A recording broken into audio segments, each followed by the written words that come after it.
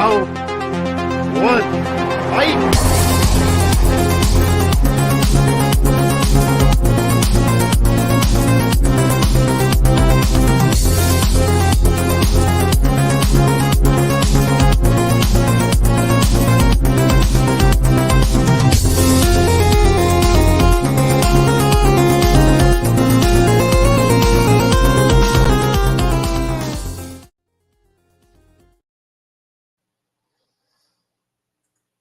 And we are live here on the Movie Hero Network. Welcome, one and all, anybody who might be tuning in. I am not Jordan the Movie Hero Anderson. I am Austin Pez Howell, your guest host for this evening. I've got a little experience guest hosting, as anybody who might watch Movie Battleground might know right now. But you might recognize me as the usual co-host, Mr. Pez. But I am guest hosting tonight. Jordan is off on some super secret family business tonight, so he has left me in charge. So hopefully I don't burn the place down like Commander Riker every time he's left with the Enterprise. So I will do my best not to burn everything down. But I am not alone this evening. I do have myself a very special co-host, my good friend over on a podcast about movies, and my co-friend also from the Lonely Marks podcast, Mr. Jacob Barber. What's going on, Jacob Barber? Oh, yeah, it's going. Just excited and also not excited at the same time because, as you know, I love animated movies. Yes. About, I'd say 98% of the movies that are going to show up, I absolutely love. So this is going to be tough. So both excited and not at the same time, but it's going to be a good time. Yeah, Jacob's a big fan. I shipped him an extra big box of Kleenex for later on in the speed rounds when he has to make these snap decisions within about 10 seconds and send some of these movies packing. I know he's going to be very, very sad. That's what the Kleenex? Oh. Yeah, that's what it was for. Yeah. So, I know you're going to be sad, but do your best to hold it together for me as my co-host tonight. I would greatly, really appreciate it. Okay. But we are not alone. Of course, we've got a great panel of people coming in tonight. So we'll introduce first. We got Chris Diaz. What's up, Chris Diaz? What's up? Fan of sure. Yeah, I am an animated fan, and I'm here to talk about animated. All nice right, to be back. Definitely good to have you back. We also have the Wolfman, Michael. What's going on, guys? Oh yeah, Wolfman in the house. Very excited to be here tonight to talk anime movies. This will be a tough one. Some of these are like all-timers, so. Yeah, well, we have a lot of all-timers on here. Jacob Barber will kind of explain how we got our batch of movies here. It was very unique. This is kind of a culmination of a series we already did, but we figured we'd do a tournament. We'll get to that in just a second. So we got the Wolfman. We've also got the Z-Man, Zaddeus Smith. What's up? How you doing, Z? What's going on, good sir? Thanks for having me on here. I'm excited to talk about these movies. It's a complete surprise. The list is a complete surprise to me, so that's the way I like it. All you can expect is some of the best animated movies of all time, so get ready. And I have my list right here on my right-hand side, so I might be petty later on if my movie doesn't go for it. So. Well, we'll see what happens. And we have a first-timer tonight, somebody we're all very familiar with in the trivia spaces and a movie battleground, but Miss Maria Hammond is joining us tonight for the first time with Tournament Fights. Welcome, Maria. I'm wishing for the one I love. Hi, it's animated time. It sure is. It is animated time. Poor old Snow White. Act as animated as you can. We'll be singing this episode. 100%. She's not my favorite, but I do like her little tiny voice.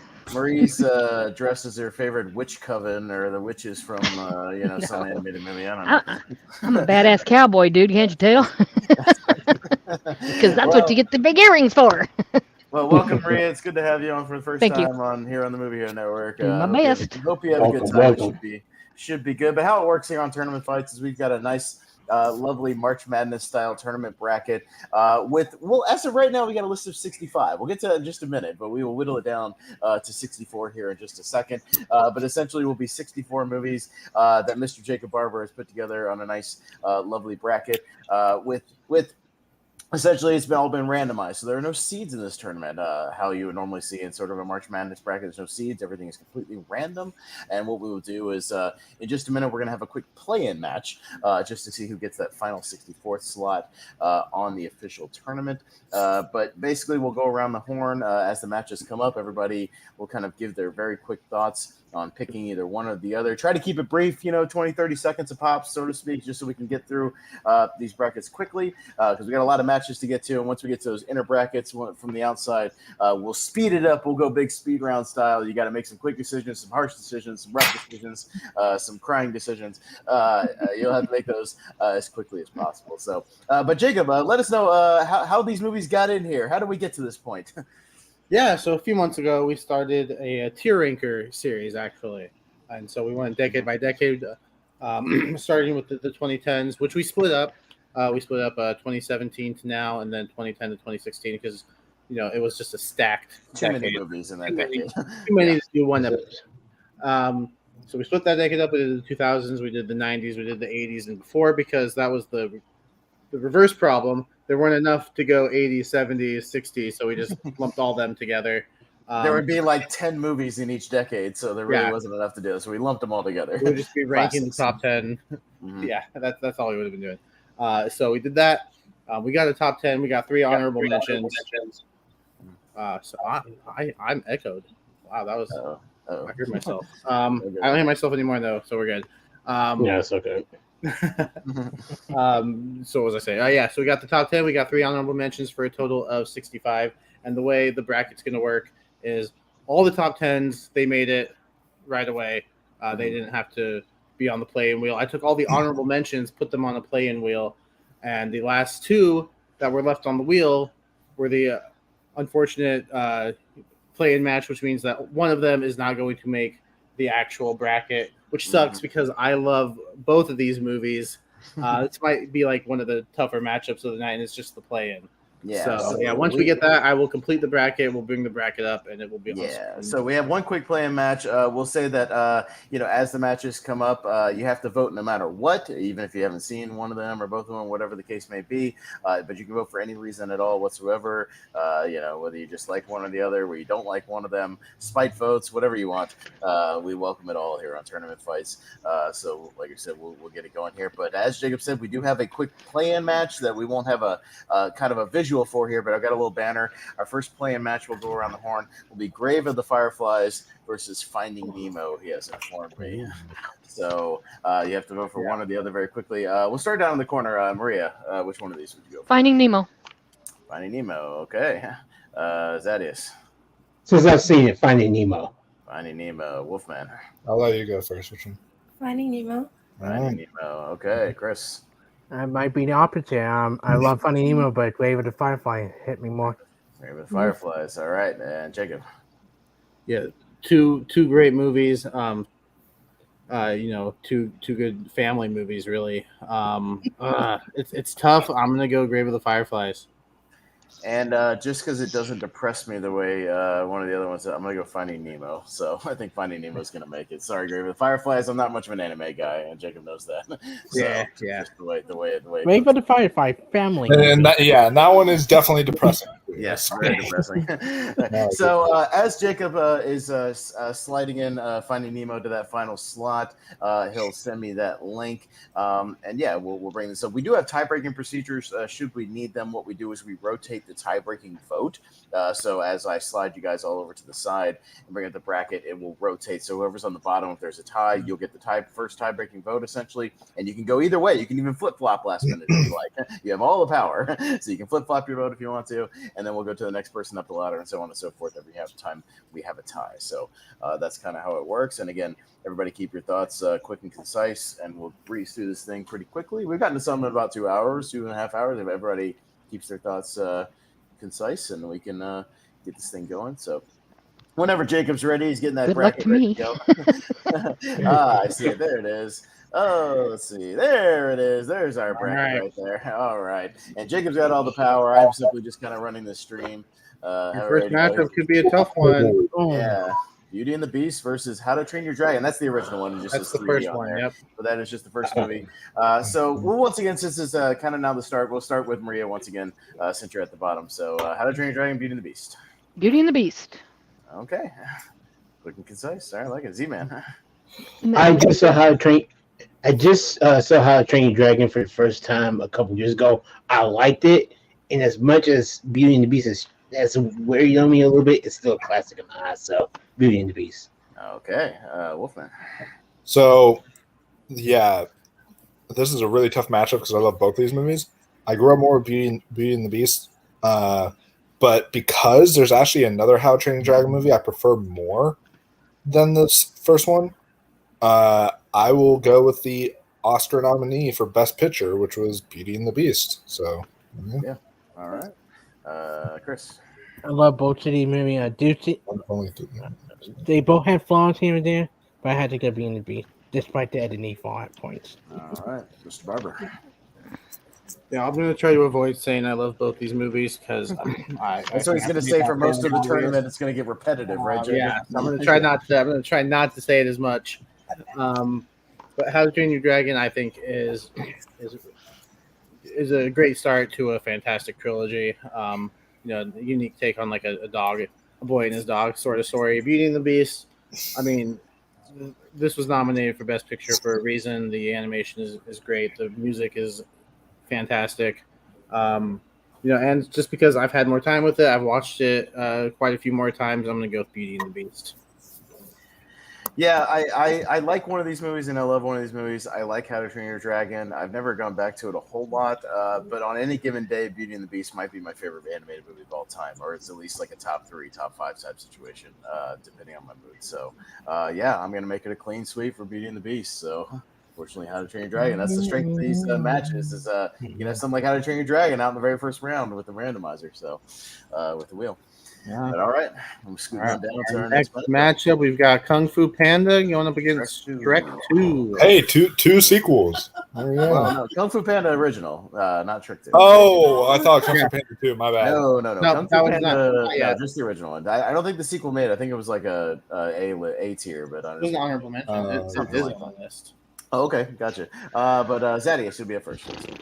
Shrek 2, but like I like Kung Fu Panda, but Shrek 2 like literally changed my like whole demeanor with these movies, and I think DreamWorks. I love this movie so much. It's my favorite of the franchise, possibly the best of the franchise in my eyes. So yeah, Shrek 2.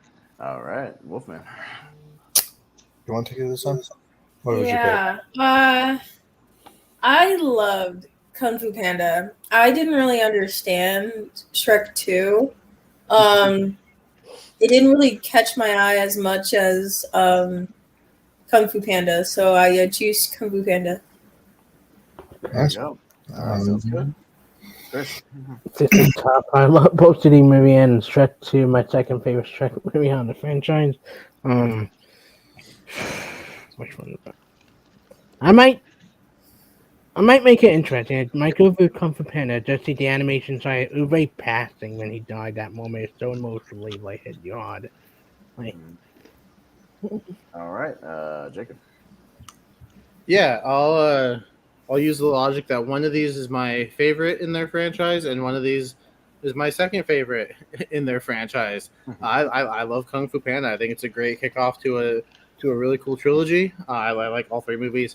Shrek 2, I don't think it's quite on the level of Shrek for me personally, although it's still a really, really good movie. And I can see why people would call this their favorite in the series. But because Kung Fu Panda is my favorite of its franchise and Shrek 2 isn't, I'll go Kung Fu Panda. Yeah, Shrek 2 is great, and I'd be happy to watch any of the Shrek movies anytime, but I rewatched Kung Fu Panda again recently, and I can just put that movie on anytime. It's in my 128. I love that movie to pieces. I think it's got an amazing mentor-student relationship in it, and actually good action and really, really great sequences. Yeah. So, and genuinely funny. So I'll go Kung Fu Panda. Maria. I am going to have to go with Kung Fu Panda as well. I think Shrek 2 is okay, but it's not the main one that I love with the first one. Kung Fu Panda was such a surprise. Jack Black is always good. His voice is crazy. And there's a good message in that, I mean, except him for, being a little overweight and he can get the job done. So I think it's great. Yeah. Kung Fu Panda for me. Well, I didn't know where this was going to go, but maybe a bit of an upset here. But yeah, Kung Fu Panda is going to take out Shrek 2. So there you go. Anything can happen. All right, moving on down. Next matchup will be the Lion King going up against, I think, the surprise. 9? 9. 8? Yeah, 9 made the top 10 of the 2000s. Yeah, because the thing is, it's all about who's on the panel, too. Yeah. And it's all the opinion of 5 people. So Yeah.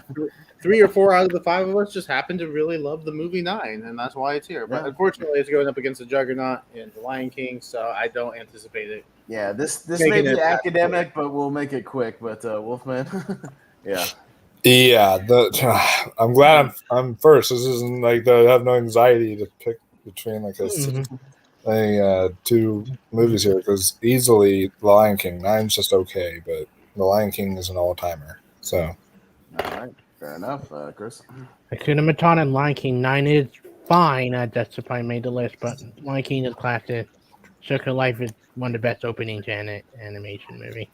Yeah, and Jacob Barber watched Lion King every day for like 10 years, so he's waiting for Lion King. So Well, I love 9. I think 9 is a really cool movie, kind of unique stop motion. I think it's really cool. But yep, anyone who knows me knows The Lion King is like my second favorite movie of all time.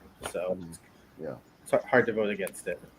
No, Nine's a super cool, unique movie. I like the story they set up and the kind of world they build. But yeah, you're going up against a juggernaut of the Disney Renaissance. So in a movie that will probably make it to at least the Elite 8 here. So yeah, I'll say Lion King. Yeah, my vote to Pennsylvania is for the Lion King.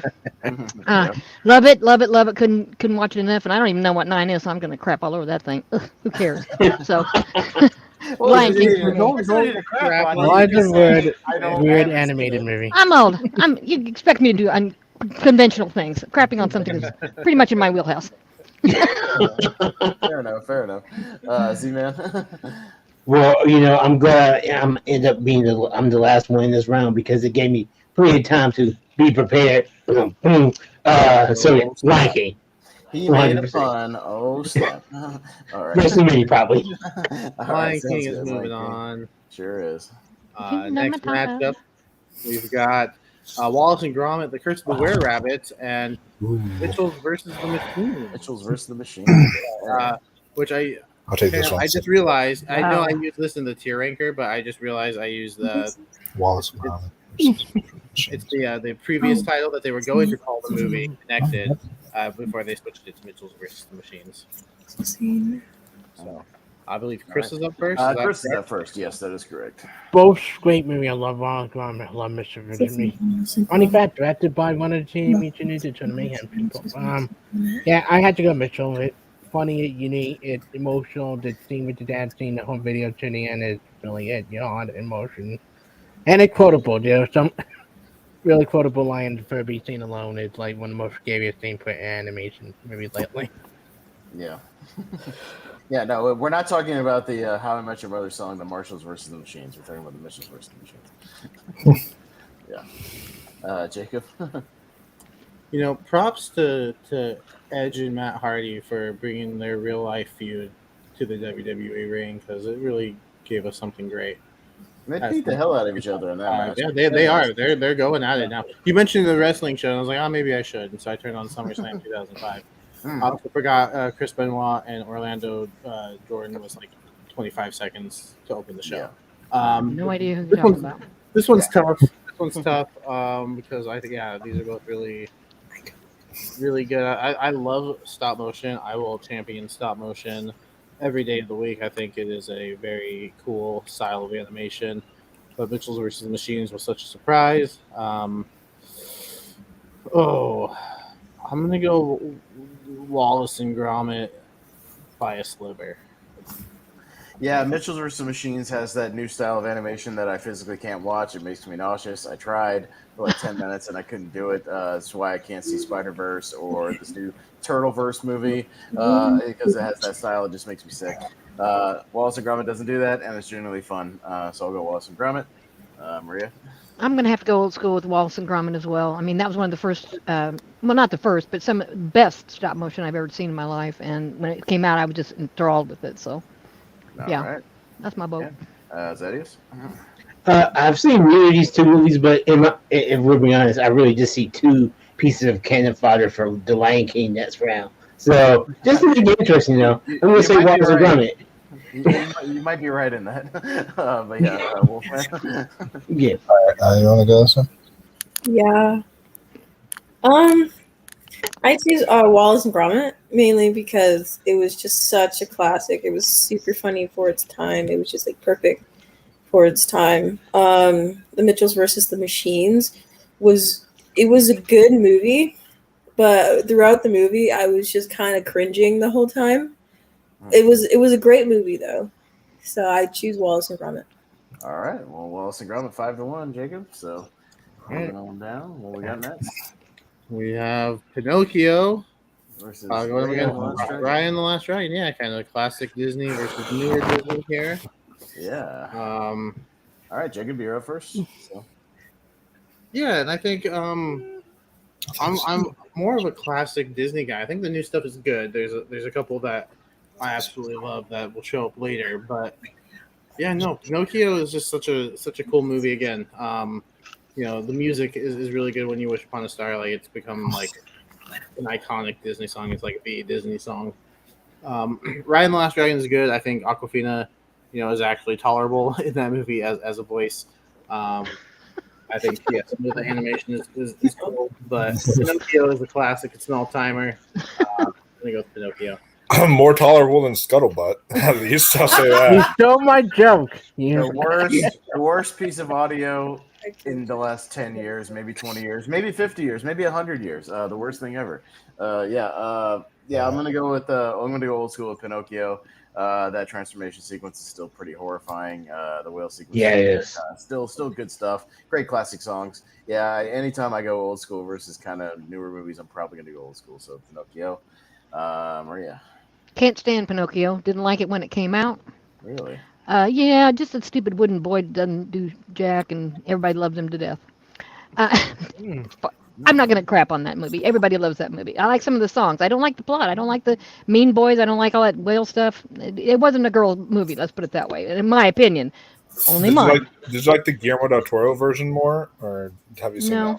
No, I've seen it. It's okay. I mean, I just don't like the plot. I just think I don't like the story is what my problem is with the whole thing. But anyway, I didn't like it then. I was a kid. I don't like it now, but I do like Raya. That is really good. And Aquafina, really, she cries all the way to the bank that you think her voice is awful. Well, that makes her unique, dude. I can't stand her smoker's voice, and I just can't do it. And her puffy face. I don't think it's just me. I don't know. I don't know what kind of voice it is, but I think she's great. She's hilarious. Go watch Podcast League now, actors and actresses that annoy us, and I'll. She was great in The Farewell, but that was the only movie I've ever seen her in. That she was like really good. She was really good in. Well, I thought she was good in Shang-Chi. Zaddeus? I've only seen one of these movies, and that's Pinocchio. Even though I have Raya and the Last Dragon, things like Disney Movie Club, I still haven't watched it yet.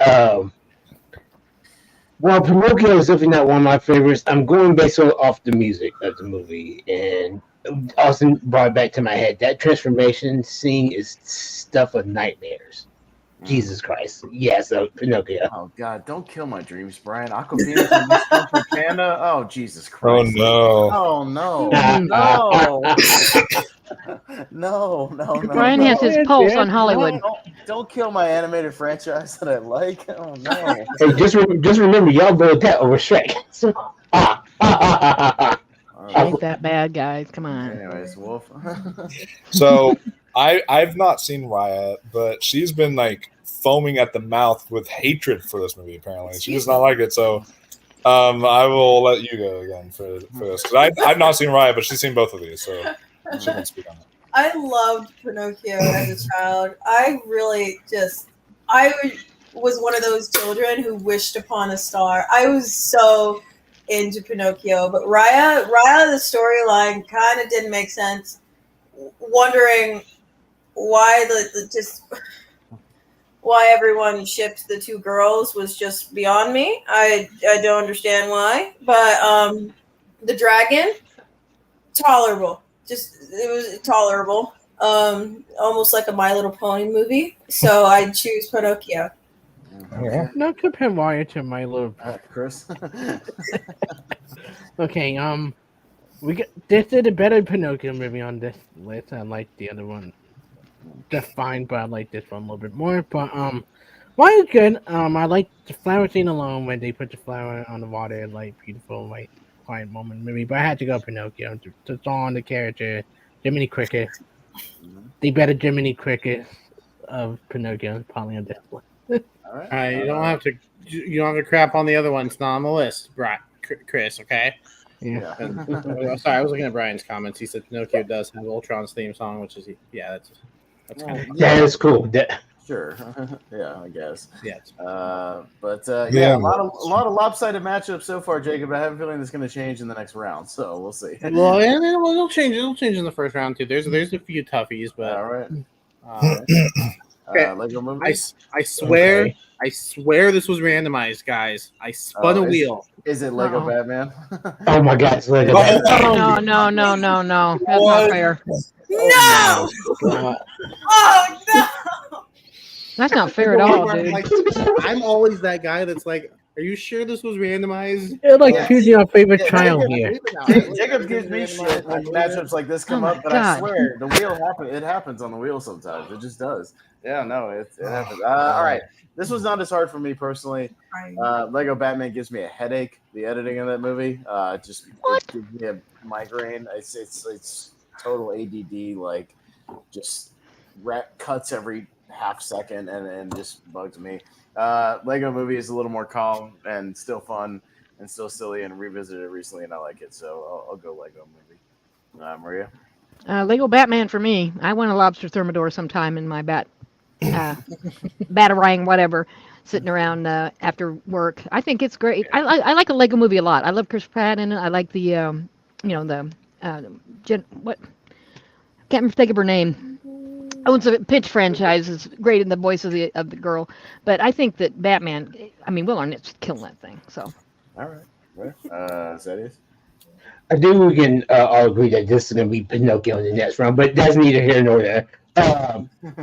I think I'm going to go with Lego Batman, mainly because I think it's the funnier of the two, and while I like both of them, but Lego Batman had me rolling at many more times during the movie, so yeah, Lego Batman.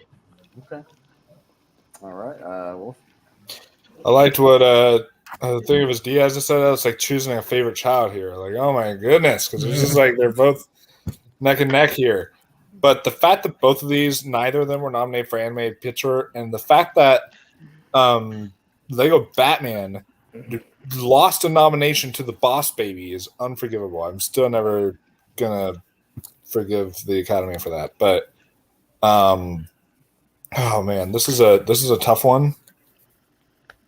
But if I have to go for one, I might actually lean the Lego Batman movie a bit. I feel like that was like the Lego movie more. Yeah.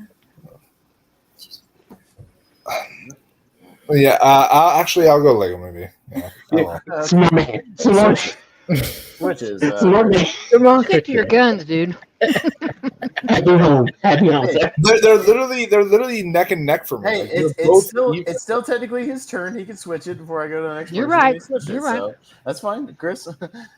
I love both of the movie. I do think that like a Batman movie does lose itself a little bit once it pull in like Voldemort, the Daleks, and all of that. I think it should have just fucking Joker and then all the random villains showing up. But I love the Lego movie. It's quotable. It's funny. I remember having the greatest time in watching theater, especially the Sovereign moment. And that song gets stuck in your head for some everything awesome. Yeah, I had to go to the Lego movie. Yeah, that's true. It's classic. It's more quotable. A way better song than the Lego Movie 2 song that like just is like. The song gets stuck inside you. That's He the- loves it. No, he loves I it. do not. He loves it. Jacob. You guys remember when the custody of a child was disputed in a ladder match? Yeah, I remember that. Great. Yeah. Remember when Vicky Guerrero missed her spot and Eddie went, "Where the fuck was Vicky? Where the fuck was Vicky?" Yeah, I think we'll get there in about 20 minutes. Yeah. All right. Anyways. This one's a good matchup. I think, the Lego Batman. If you were going to do a spin-off from the Lego movie, I think Lego Batman was a good choice. It's pretty funny. But the Lego movie, as we've talked about on the podcast about movies not too long ago, is just it's really good. It's got such a cool story. The animation is awesome because everything is awesome in that movie. And yeah, good voice cast, great characters. Only in the Lego Movie will you see all those characters together, and yeah, it's just a fun time. And without the Lego Movie, we wouldn't get Lego Batman. So you got to show some. I think you got to show some appreciation here for the Lego Movie, which is going to get my vote. All right, I think the Lego Movie scooted it out last second. So sorry, Batman. Well, technically they're both Lego Batman movies, but yeah. Yeah, Lego Batman. I like Batman a lot more in the Lego Movie than I do in the Lego Batman. All right, got Klaus and Transformers the movie. Wow. All right, and we are back down to Maria. Klaus. Wow. My son is in love with Optimus Prime. You're welcome. Klaus, of course. I mean, come on. No, charming story, family thing, or Autobots. I like to watch the Transformers. My kids have had them forever, But Klaus was really, really touching. I loved it. Okay, Z. Haven't seen either of these two, but if I'm not mistaken, Transformers the movie gave us "You've Got to Touch," and that song is epic. So Transformers the movie. Prime. Okay. So Transformers the movie. All right, Wolf. So I have seen both of these, and if you know, Transformers the movie is scarring as a child. Okay, you know what I'm referring to. This movie scarred me as a kid. I know what you're talking about. And so I watched Klaus, not really expecting much from it, but this film kind of blew me away. It's one of my favorite Christmas anime movies I have ever seen. The animation was stunning, the story was beautiful. This is just such a delightful film that, you know what? As much as I love Transformers, I'm also have a fuck you attitude towards it for scarring me as a kid.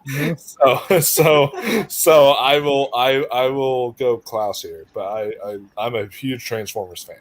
Okay, Chris. Yeah, Transformers is fine. I think the only Transformer movie I like is Bumblebee up to this point. But usually I write the beats are fine. Yeah, it's Klaus. My J.K. Simmons portrayal of Santa Claus, one of my top 5 favorite portrayals of Santa Claus.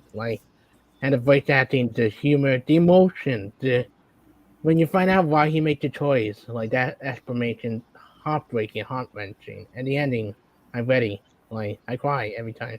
Watch it every Christmas now. Yeah, Klaus. Okay, Jacob. Yeah, Klaus is great. It's a staple around Christmas time now. But the Transformers movie is pretty good too. It's kind of nonstop action almost from the beginning, and it gave us Weird Al's "Dare to Be Stupid." So, you know what? Klaus didn't give us a Weird Al song. I'm gonna go with Transformers.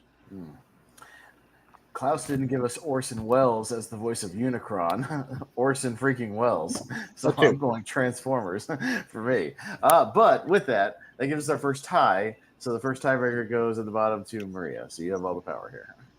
Klaus. All right.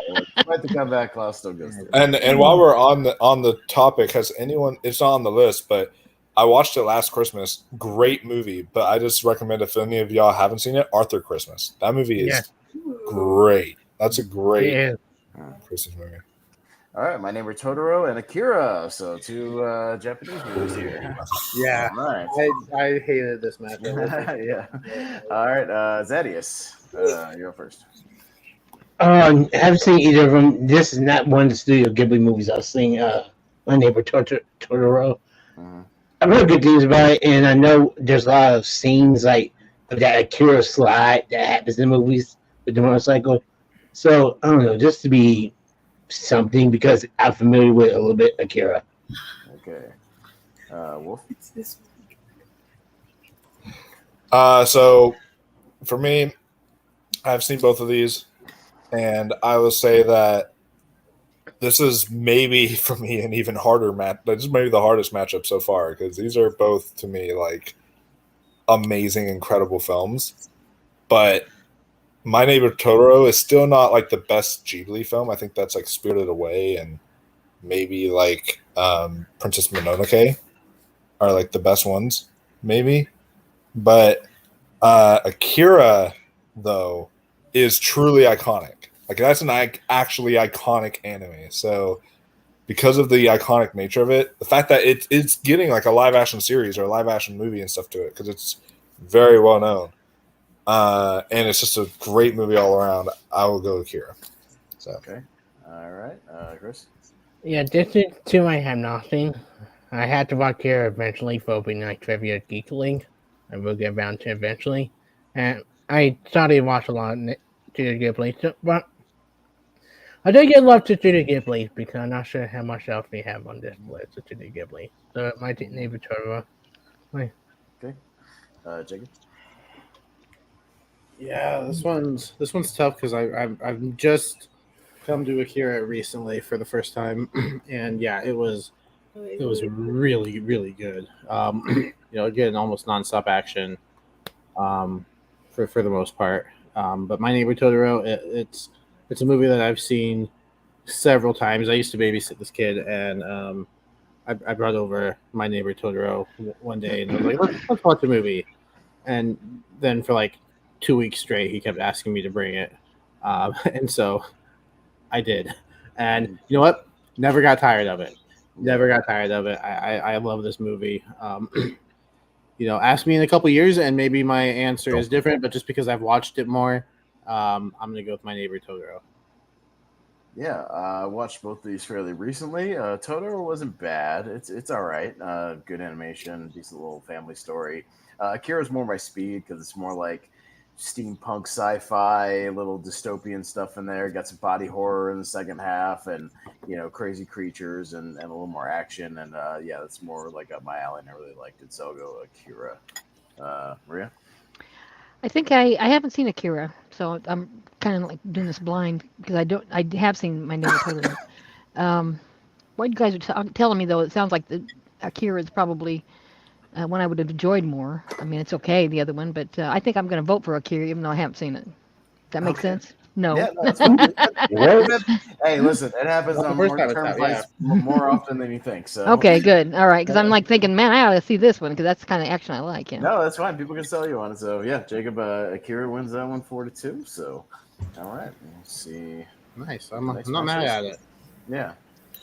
Next match we got Shaun the Sheep movie going up against Dumbo. Dumbo. Elephant versus sheep. All right, Wolf is up first. you want to take this one or me? I'm too slow right now. I loved both movies as a child. I loved Dumbo as a child. I also loved Shaun the Sheep because I've seen the commercials of Shaun the Sheep. I've danced to the theme song of Shaun the Sheep. I loved Shaun the Sheep as a little girl, so I'm gonna go Shaun the Sheep. Okay, fair enough. All right, Chris. Oh, this is easy for me. I think Dumbo is good, but it had a freaking posting.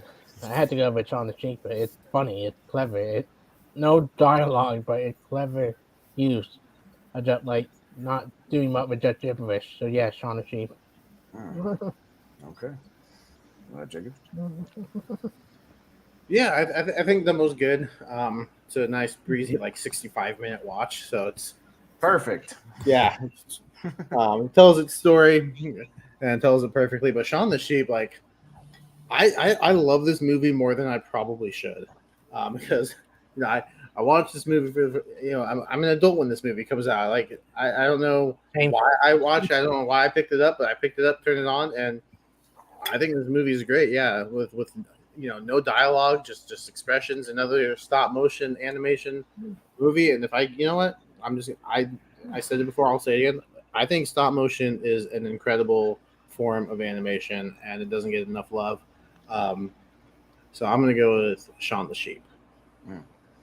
Yeah, Shaun the Sheep is a lot of fun. It's a good time. It's a fun time. But man, yeah, this might be a nostalgia pick. I grew up with Dumbo. I watched it a lot. The baby mine sequence is still one of the saddest songs in Disney history. That'll make you cry. And it also has Dumbo and the mouse getting drunk and seeing pink elephants everywhere, and it's awesome. So I'll say Dumbo. Maria. I just dislike Dumbo from the get. I dislike all these Disney movies where they have to kill or hurt or do some horrible thing to these to invoke emotion in the audience. You know, this poor baby elephant and the mother's crying. I mean, I hate that. It tears my heart up. So I'm going to vote for Shaun the Sheep just because it was clever. It was funny and clever. Dumbo just makes me sad. So yeah. Okay, fair enough. Z-Man.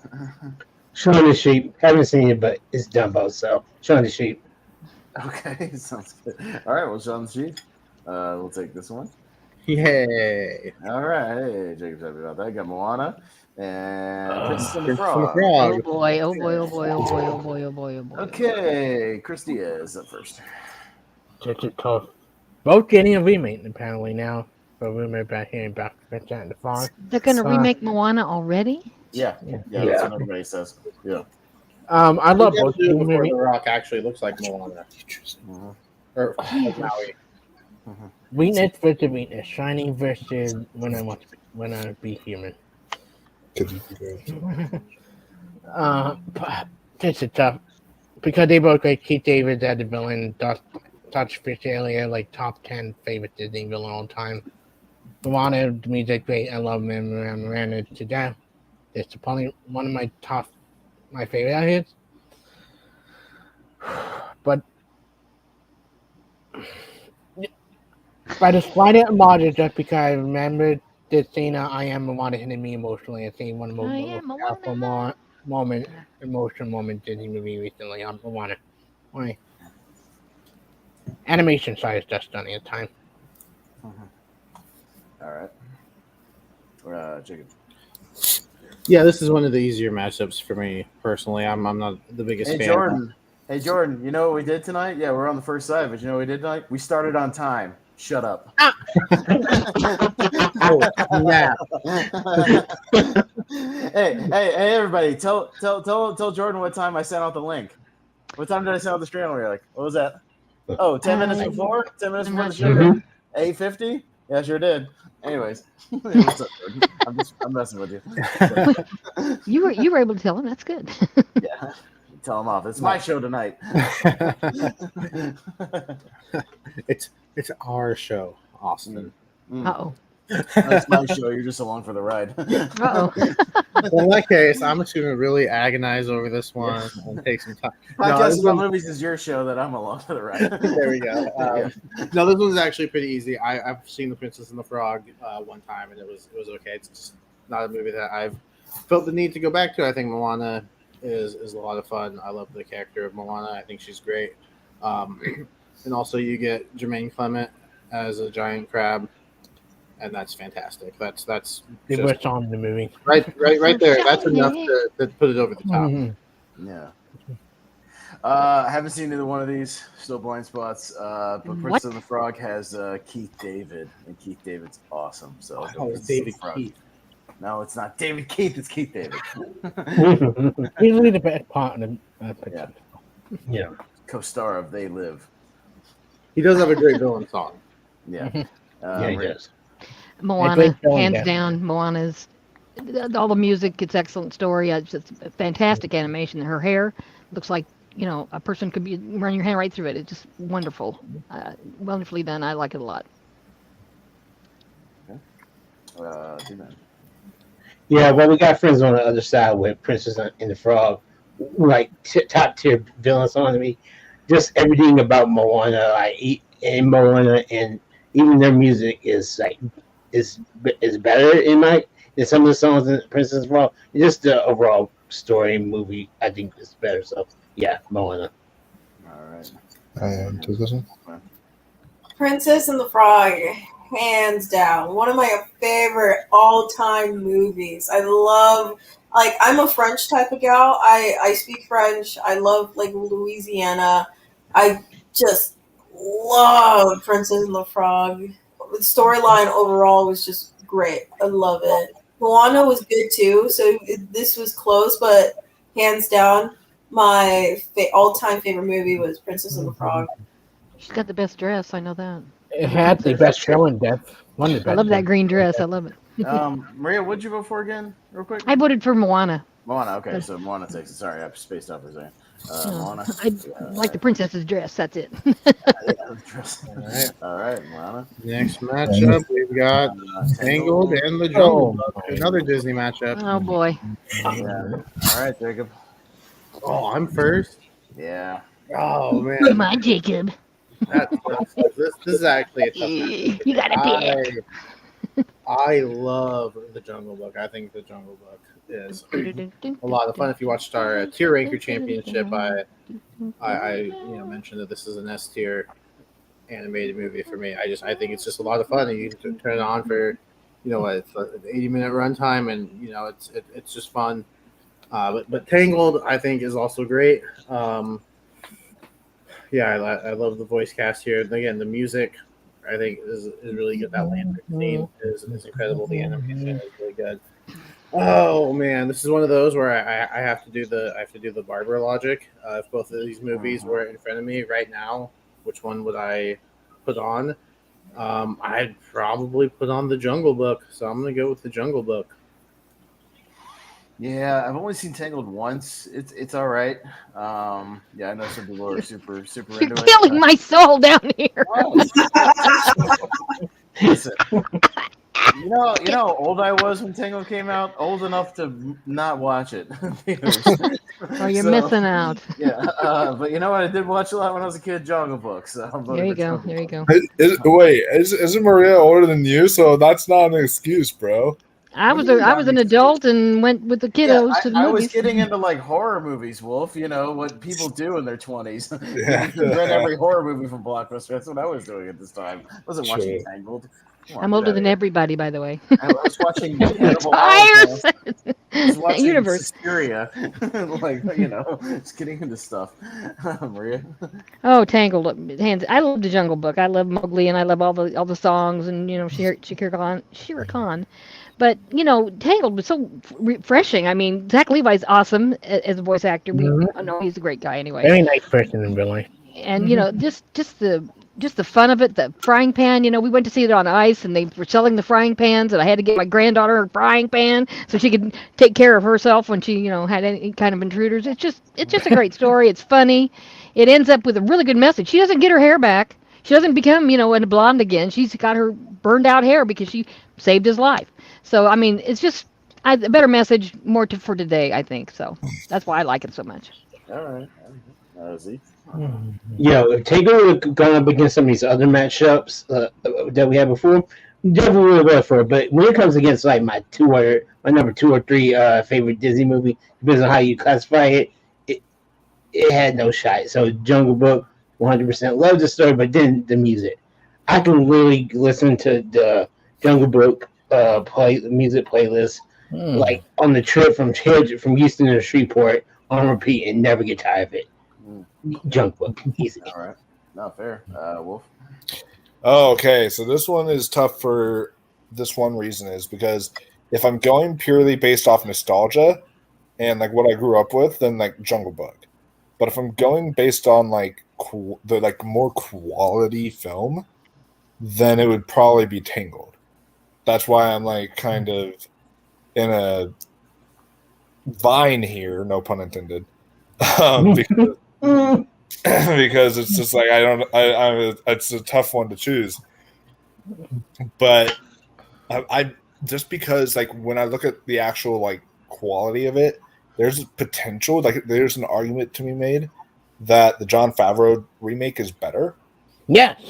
So I might give it to Tangled here. I think it's going to be my vote. Which, by the way, I saw Brian Nussbaum just announced it. Apparently, there's going to be another pointless live action remake. Yeah, we talked about that.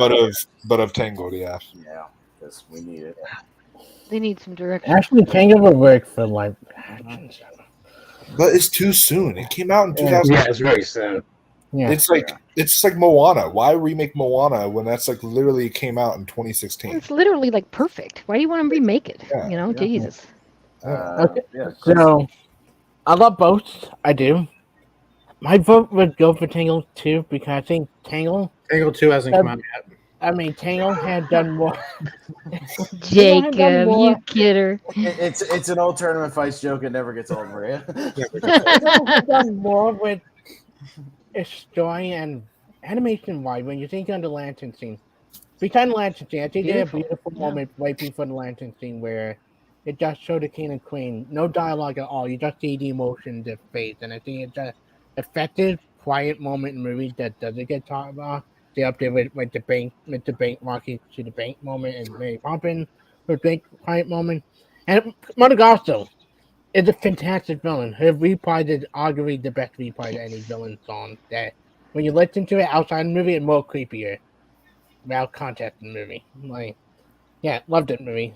Pascal and Maximus of some of the best Disney sidekick characters that there are. So Tango. Right. So we have another tie, and it goes to Z-Man for the tiebreaker this time.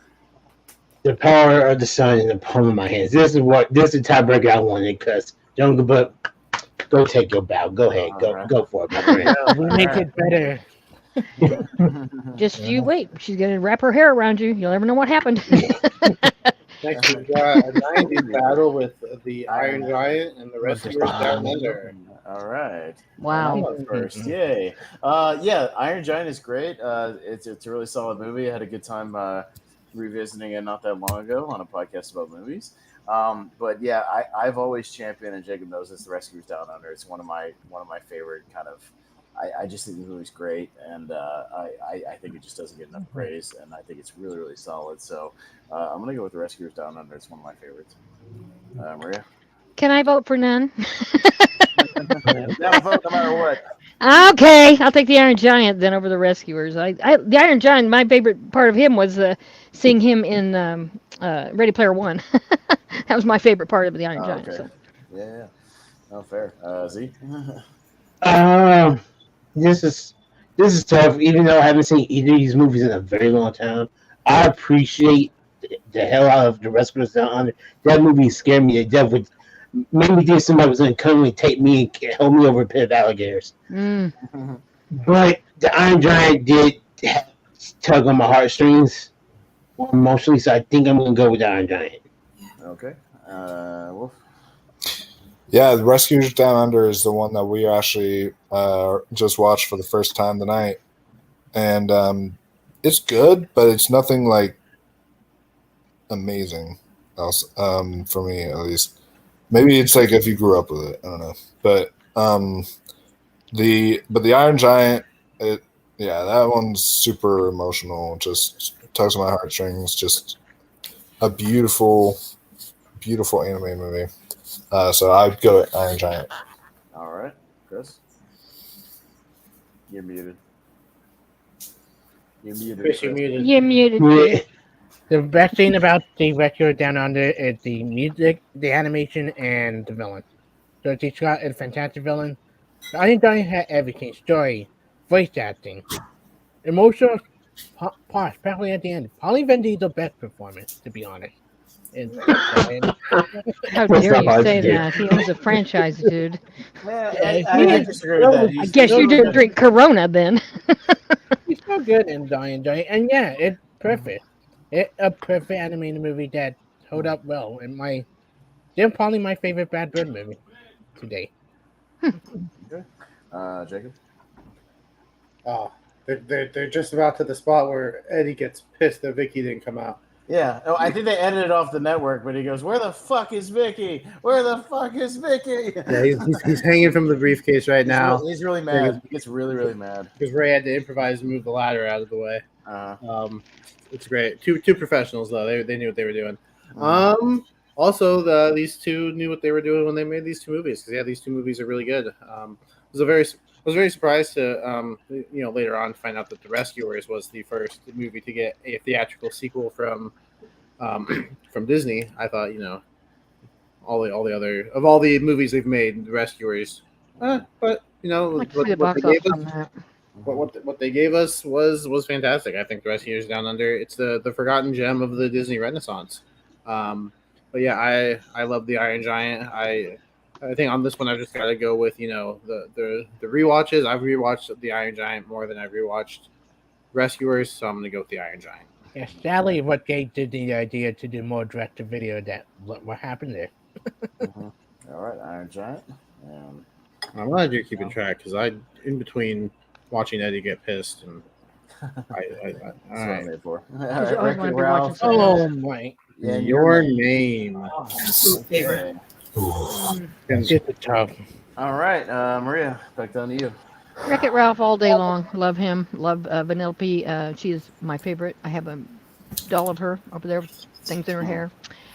One of my favorite Disney movies, and that's all I got to say, I guess. I mean, it's one of those ones that got a lot of adult humor in it as well. You see all these things from your past, and you're like the kids are like they don't know who some of these things are, like Hubert or whoever, and it was fun. I loved it a lot.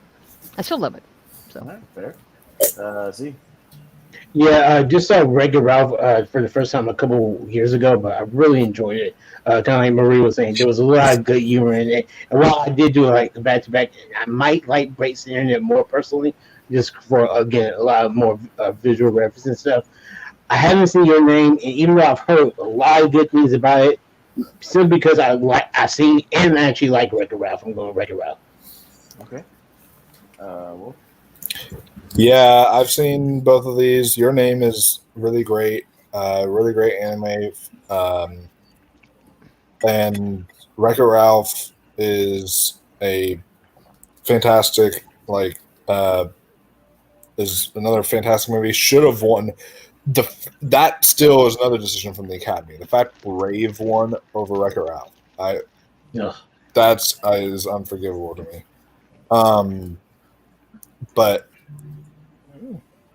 But yeah, for me, this is sort of a toughie. But you know what? Because I know where it's going to go, and I feel like this one's underrated. I will go with Your Name because I feel like but this is very close. I'd be very happy if Wreck-It Ralph won. Okay. Chris. That's a toughie for me. I love both of these movies. I just saw Your Name for the first time like a couple years ago, and I thought it was brilliantly one of the best animated movies last couple years. It beautiful story about body swapping, but when you get to the emotional complex, only animation movie made me gasp in a while. It won't give much of a trying to write something at somebody's hand, and just that moment itself, I was so emotionally invested. Yeah, I had to go to Your Name. I think any anime movie should be higher. It should be Your Name. I'm not looking forward to the remake. Leave that alone, Hollywood. All right, Jacob.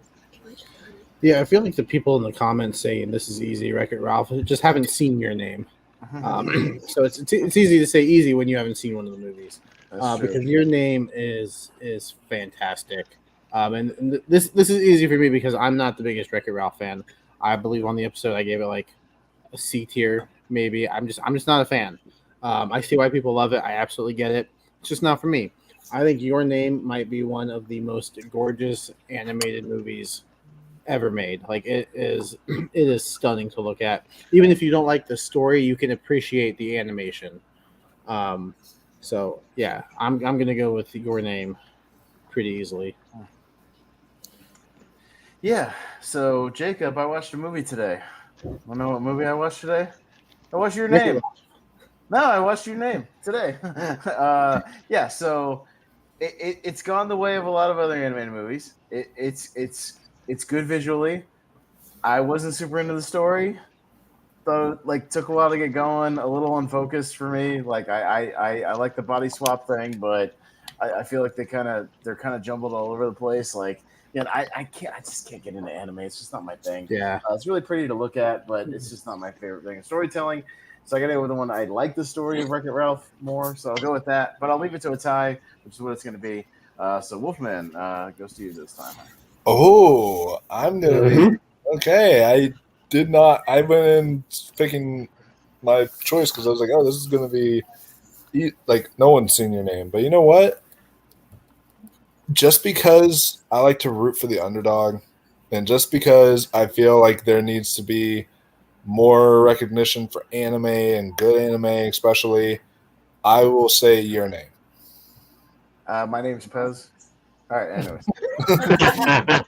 But Ah, Austin, didn't I tell you when you watched it, you would at least appreciate the animation. Look, it looked really good on my 75-inch Well, TV. I'm not- I'll yeah, give you. I'm I'll not- give you that. I'll give you that. It looked damn good. I'll give you that. I put it on to show off my TV.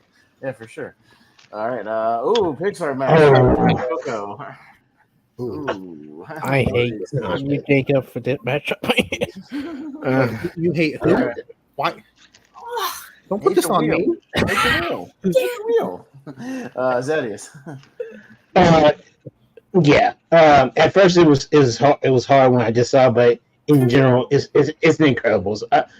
I like Coco a lot, but Incredibles has been around. It's been around longer. One of the best. More than even just anime movies, one of the best superhero movies, in my opinion. So yeah, Incredibles. Well, All right, babe, you want to take this one? Yeah, sure. I'm tied between Coco and Incredibles because I did watch Incredibles growing up and I did love it, but I think it kind of was ruined for me because my little brother kept watching it over and over and over again. So I'm gonna pick little Coco brother. because the music in Coco is just so good. Was he more like Dash or Jack? Your little brother? Oh well, my little Dash. brother was more not Dash, but it was What's the name of the baby? Are you talking about that Jack. one? Jack. Yeah. he was more like Jack. All right, Chris. I hate it. Pick up here. These are some of my favorite Pixar animation movies all the time. I don't even pull my guy below. I'm really for the underdog here. I think Coco is one of the underrated Pixar movie ever made. I think it's beautiful animation. I think Remember Me is top tier, like one of the best songs for any Disney Flash Pixar movie. It just hit you hard, and that freaking ending when he's singing to his great grandmother, Coco herself, to get her to remember her father, pulling your heartstring. I cried the last 20 minutes for the flashback all the way to the end. Yeah, great villain in the film. Coco, I think it's the underdog. Great twist. Very great twist, in my opinion. But yeah, sorry. Okay, Jacob. Yeah, I mean, the only thing I'm going to disagree with is the fact that Coco's underrated. I think a lot of people love Coco. For a lot of people, it's their favorite Pixar movie. So this is a tough matchup. But not for me. I love The Incredibles. I've talked about The Incredibles quite a bit. It's in my top 20 just favorite movies, period. I love this movie. I think it's a great blend of superhero, family, well-written villain. I think Coco is absolutely beautiful to look at. I think it might be the most beautiful Pixar movie that they've made so far, just on an animation level. But yeah, as far as, rewatchability, and story, for me, it's The Incredibles, but I absolutely get the love for Coco. I think it's incredible and well-deserved as well. Yeah, I'm kind of with Jacob. Coco's great, probably the best Pixar movie of the last 10 years, for my money. But I've only watched it once. I've seen The Incredibles about a dozen times, and I think that's the best Pixar movie without a Toy Story in front of the title. So, yeah, I'll go with The Incredibles. Maria? Coco all the way. I don't like The Incredibles. I know, unpopular opinion, Jesus Christ. but that's my hot take. Maria Malcolm Lay hot take tonight. I tell you what, I don't like Craig T. Nelson, and that's part of the reason I don't like that movie. Maria's gonna be Oh, the Maria, it was Malcolm nice to have you. It was nice to have you on at least one episode. Nice to have you. All right, sounds good. If somebody didn't spoil this, it wouldn't be entertaining. So anyway, Coco, yeah, emotionally haunting. I mean, just a great story. I mean, how to explain death to children. I mean, I thought it was really well done. I mean, I didn't know anything about that culture or any of that stuff, so I thought it was great.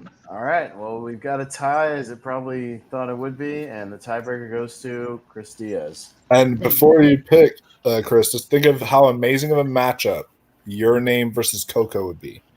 Just think of that. That would be a fantastic matchup. Or just make your vote and don't just the outside opinion. Let's do whatever you want. As much as I love The Incredible, and I love The Incredible, Coco is still something that hit me hard every time I think back. Then, yeah, sorry, Remember Me scene at the end, top anything from The Incredible. That had to do emotion and pissed on me.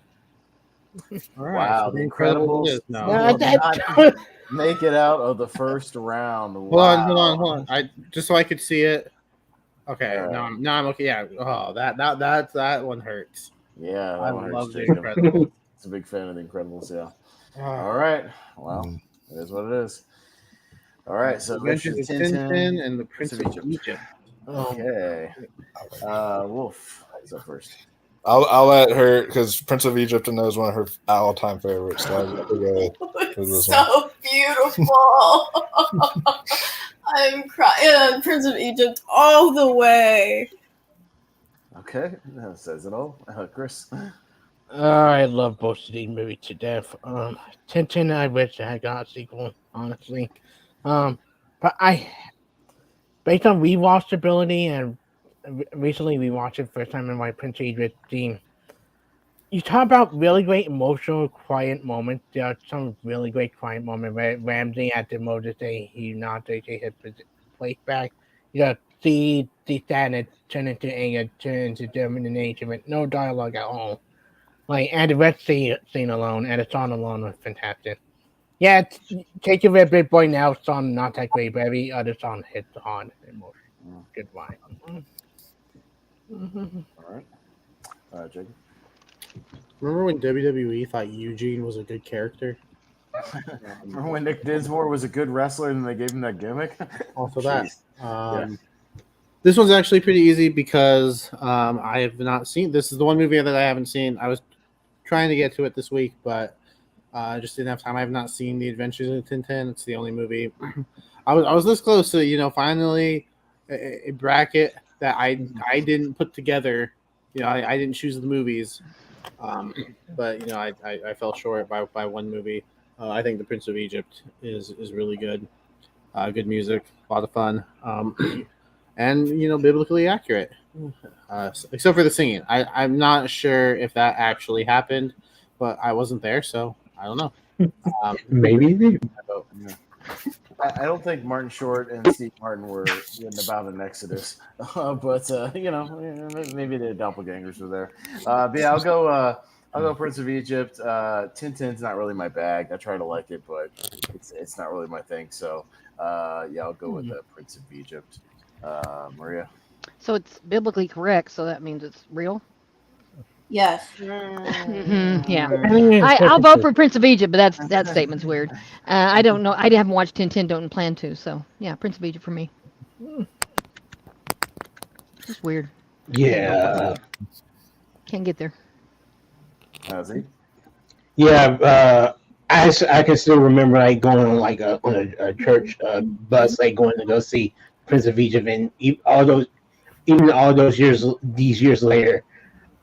Every time I watch the movie or even I hear the song "Deliver Us" from the beginning, I get goosebumps like on my arms from like just the powerful singing of that song. And I'm getting other songs in the movie, especially a girl Whitney and Mariah. But just I think it was a great way to introduce a biblical story to kids, and kind of it's still heavy and dramatic, but it's like a little bit lighter and something that kids I think can digest better. I'm not sure if digest is the best word, but they can digest better. So Prince of Egypt. All right, Prince of Egypt. Moving on this one. Is this the last one on this side? I think we're getting down there. Marcel. All right. Okay, all right. I know y'all are Beavis and Butthead, but I swear to fucking if y'all actually vote Beavis and Butthead over Marcel, I am like walking away. Okay? Cool. They get ready to walk away. All right, sounds good. Chris. I have been on call many times with it. I do not like Beavis and Butthead. I never will. I love Marcel. The biggest surprise last year to me that I really was pleasantly surprised. Great story, emotional story. With the art alone and like that whole storyline itself, it hits hard, and it's a great character. Like Denny Slate does a fantastic job voicing Marcel. Like this is probably her best performance in anything she's done so far. Yeah, it's Marcel. Great animated movie that people should see if they have not. All right, Jacob.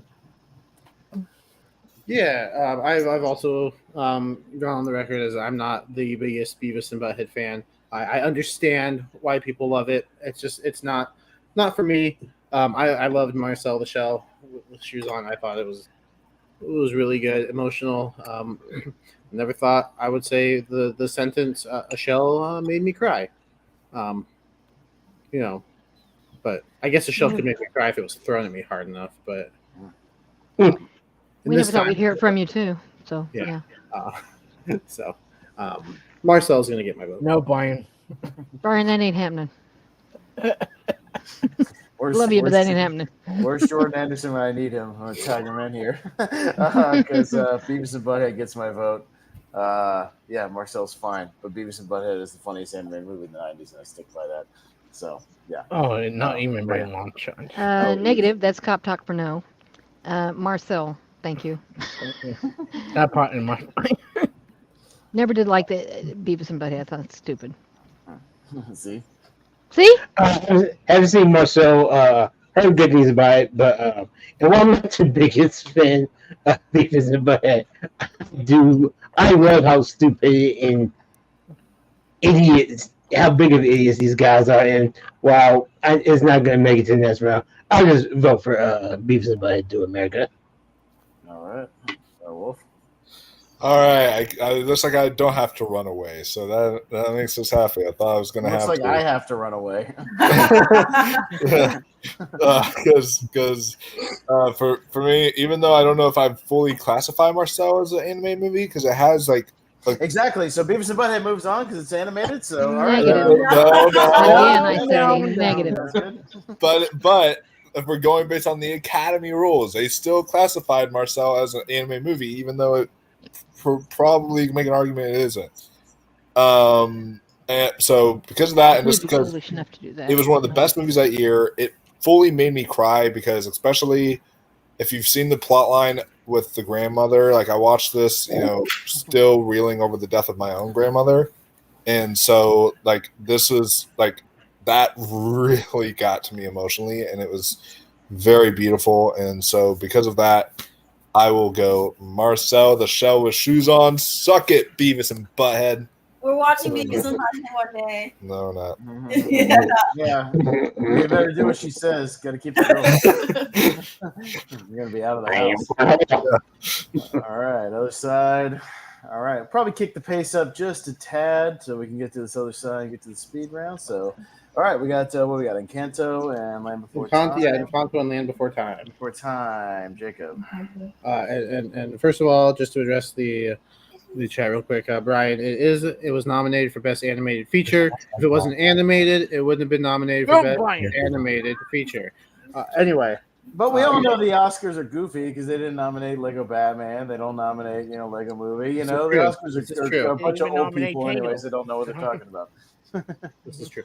Who's up first? You. Oh, okay. Yeah, if this was based on music, I might go Encanto because I think Encanto's got some of the best music that Disney's ever done. But The Land Before Time, like it's the animated dinosaur movie that made me cry before The Lion King did. Littlefoot's mom dying, it's almost up there with Mufasa as far as emotion. And then just seeing the group of friends again. It's another short one. They kind of fill their runtime with a very long end credits, just to kind of pad the runtime. Like I think it's like 68 minutes total, but the movie ends at like 62. So another very short one, but and it spawned 14 sequels. So who doesn't love timing? Yeah, no, the Land Before Time, the complete collection, all 14 films. Oh, wow, I thought he was joking. I thought he was actually making a joke because they're actually 14. No, look. There are 14 movies. 14 movies. What? I thought he was 14. I don't joke about Land Before Time. We're talking about the original here, not part 5, The Mysterious Island, not part 9, Journey to Big Water, not part 11, Invasion of the Tiny Sauruses, or part 14, Journey of the Brave. No, we're talking about the original, which is good, and I haven't seen a concept. So you're using my logic now. I The Land Before Time. My kids were really touched by that when it came out and everything. And Encanto is okay. It's good. It's really good. I think I'll do for nostalgia The Land Before Time, please. Okay. Yeah, I'm kind of. I can't remember who said, but I think it was Jacob. But yeah, the music in Encanto is great. And I even like the movie itself, but it Rufus' mama over Mufasa's death to me in my eyes, like, man, that was tough. As a kid, that was tough. So yeah, Land Before Time for me. And then I wish Land Before Time too. I love when they introduced my little dinosaur Chumper. I wanted a dinosaur, but of course, I learned something hard that day too. So move on. Land Before Time. Yeah. Wolf. I'll let you take it this time. You gonna do it? What? Because Okay. I know you like Encanto. Yeah, I like Encanto. I think I loved Land Before Time when it came out. But I think the 14 movies after it just went downhill, and it just made the franchise bad. So I choose Encanto. I think the first 5 were good, but after that started to go whoosh. Part 7 has its moments.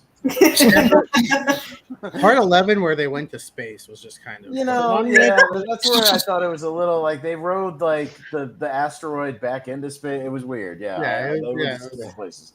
Yeah, I don't just know. next levels of it. Oh, but they were- Is every franchise having to go to space now? Like, what This gives? was so around the time where Jason Look Voorhees. at the Land Before Time confused Oh. Ice Age all of a sudden. Anyways, Chris. Yeah. That's a tough. I mean, there's tragedy to Land Before Time. You see about the voice actor at Ducky. It's really depressing thinking about what happened to that girl at the Land Before Time and all dog go to heaven. Like, I've been the odd man out and whatever in contracting. Not just because we don't talk about Bruno. I think it does have a really beautiful moment where I think the second to last song when it just about the flashback and everything, all in fun language song, and it's just a beautiful animation style, emotionally hit you, understanding grief and how to change somebody to make them want to make their family better, not realizing the damage it can cause. Like, yeah, and I love both. The Land Before Time amazing, but I would have gone on Contra. Okay. All right, Land Before Time moves on, and Surface pressure is my song. Beavis and Another, Butthead has another chance. and Peter Pan. This time they're doing the universe. Mm-hmm. All right, me first. Beavis and Butthead. Dude. No, I'm kidding. I actually love Peter Pan, and I grew up with that movie. And if this was to America, I might vote for that. But I've only seen Do the Universe once. It's a lot of fun. But yeah, Peter Pan's great. I still watch that movie every now and then, so I'll go Peter Pan. Maria. Peter Pan. Yeah, that's a great movie for boys. I'll take Beavis and Butthead in this case. Really? Don't like Peter Pan. I'm a girl. I'm the only girl here. I'm gonna represent. I don't like them boy movies. That Pinocchio. That Peter Pan. All Give me right, a break. Hey, you realize Beavis and Butthead is the most boyish boy thing you can actually. I'll take them over Peter Pan. I'm serious. In that case, I changed my vote to Beavis and Butthead. All right, Well, Z-Man. you already said Maria, so your vote can't be changed. Yeah, you already said. Yeah, you already. I wouldn't have changed it. Beavis and Butthead all the way over Peter Pan. Sorry. I don't like it. Okay. This is a little bit tough because it's only tough. I haven't even seen this Beavis and Butthead movie, but I think Peter Pan is okay. In my eyes, the better Peter Pan came out while I was alive, and while it wasn't titled Peter Pan, it starred Robin Williams, Dustin Hoffman, Will Hook. Like that's the Peter Pan I like to. Even though yes, he's an adult, but that's my Peter. But do I vote for this Peter Pan? No, I'm gonna go Beavis and Butthead. Screw it. All right, Wolf. Fuck you, Beavis and Butthead. Get that Peter Pan. Get the Peter Pan. Butthead bullshit out of there. Let Peter Pan just was, He's a kidnapper, right? I mean, he basically just stole a bunch of people, took them away in the middle of the night. I'm just saying. No, they went there willingly. What are you talking about? Oh yeah, they did. Oh my No. God! Every kidnapper ever says, "Yeah, she wanted to come." Remember? Look at the way she dressed.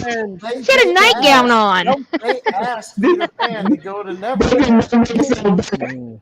What are you talking about? Bullshit. You said you were not watching Once Upon a Time with that storyline. See, even I like that Peter Pan version better. No, I have my own takes. I haven't watched Once Upon a Time either. I don't think I would like that either. Hey, Maria, I do have to ask you though. Whenever the Winnie the Pooh Blood and Honey director decides to do his Peter Pan slasher horror movie, would you actually watch that one? Because then it's taking a whole other direction. Nope. Pretty cool. If I don't like him, I don't like him forever. I mean that way.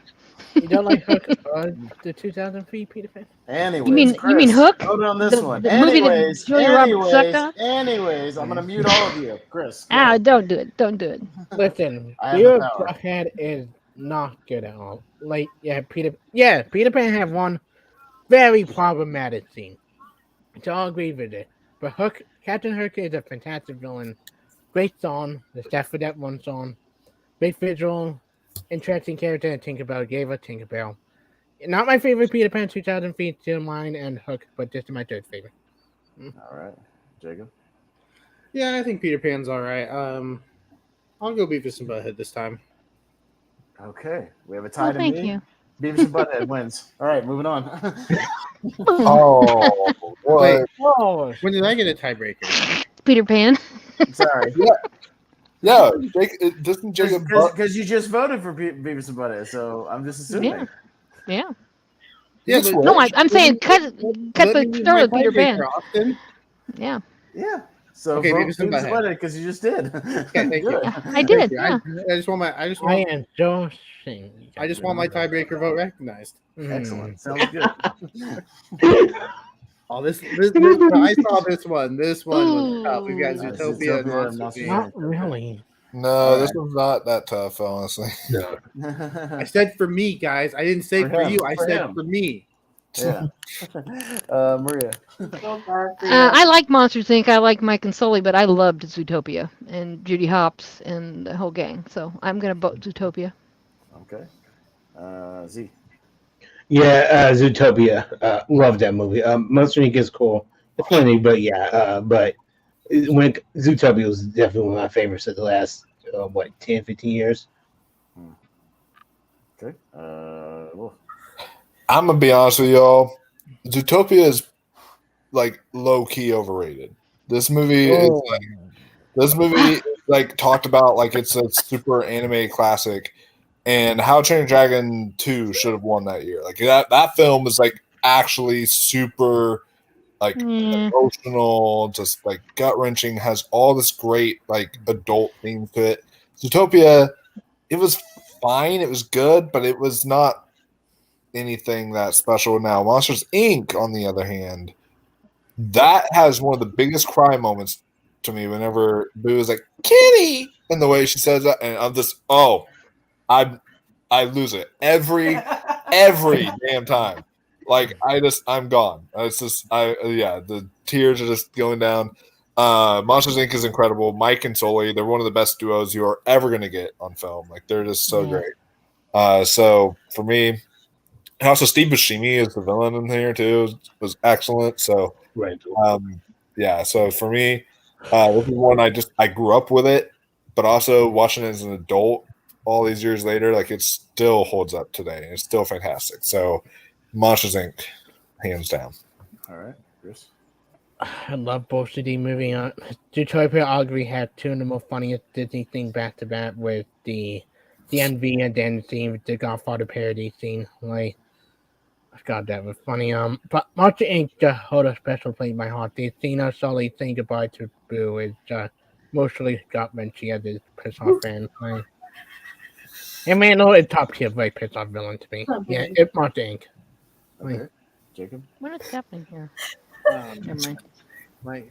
Mike and Sully is actually not a good duo. And if you want to hear my reasoning why, you can go check out my Battleground match against Dean Lewis over on TMG Entertainment. I do think Monsters Inc. is a good movie, but I don't know. I recently rewatched Zootopia. Austin and I talked about it on a podcast about movies, kind of one of our line rankings that we did. Zootopia was one of the movies selected to talk about later, so we talked about it. You want to hear more thoughts on it, go check that out. It's on the channel. And yeah, no, I think both of these are really good. And yeah, on that rewatch, I really enjoyed it a lot more. I think the sloth stuff is fun. I think the world of Zootopia that they built, it's kind of an interesting matchup because you get these kind of two movies where they created these worlds, and you're kind of fascinated by both of them. At least I am. And I think they both really work. I get kind of rewatching Monsters Inc. I kind of have a problem with Mike and Sully's relationship because Mike's kind of a dick. If you think about it, Kinda. When Sully was a dick in Monster Sully University. doesn't deserve that. At the time, you later see in Monsters University that Sully was kind of a dick. So I guess it's just payback. But we didn't know that at the time. I'm gonna go Zootopia here, but it's really close for me. Yeah, Zootopia is good, but not great in my book. But I like it. But I really love Monsters Inc. as a horror fan. I like all the monsters, and it's a lot of fun. I like the concept. So, no Monsters Inc. It's a tie to me, so I'm going to say Monsters Inc. So, Sorry, Zootopia. See, aren't you glad you saved your tiebreaker? you know, it's all good. Bible Goes West and Inside Out. All right. All right, Z-Man. Oh crap! I'm first. Five Goes West over Inside Out. Inside Out is probably the better made movie, and because I haven't seen Five Goes West, even if it was American Tail, yes, Five Goes West, good, not great. So Inside Out. Okay.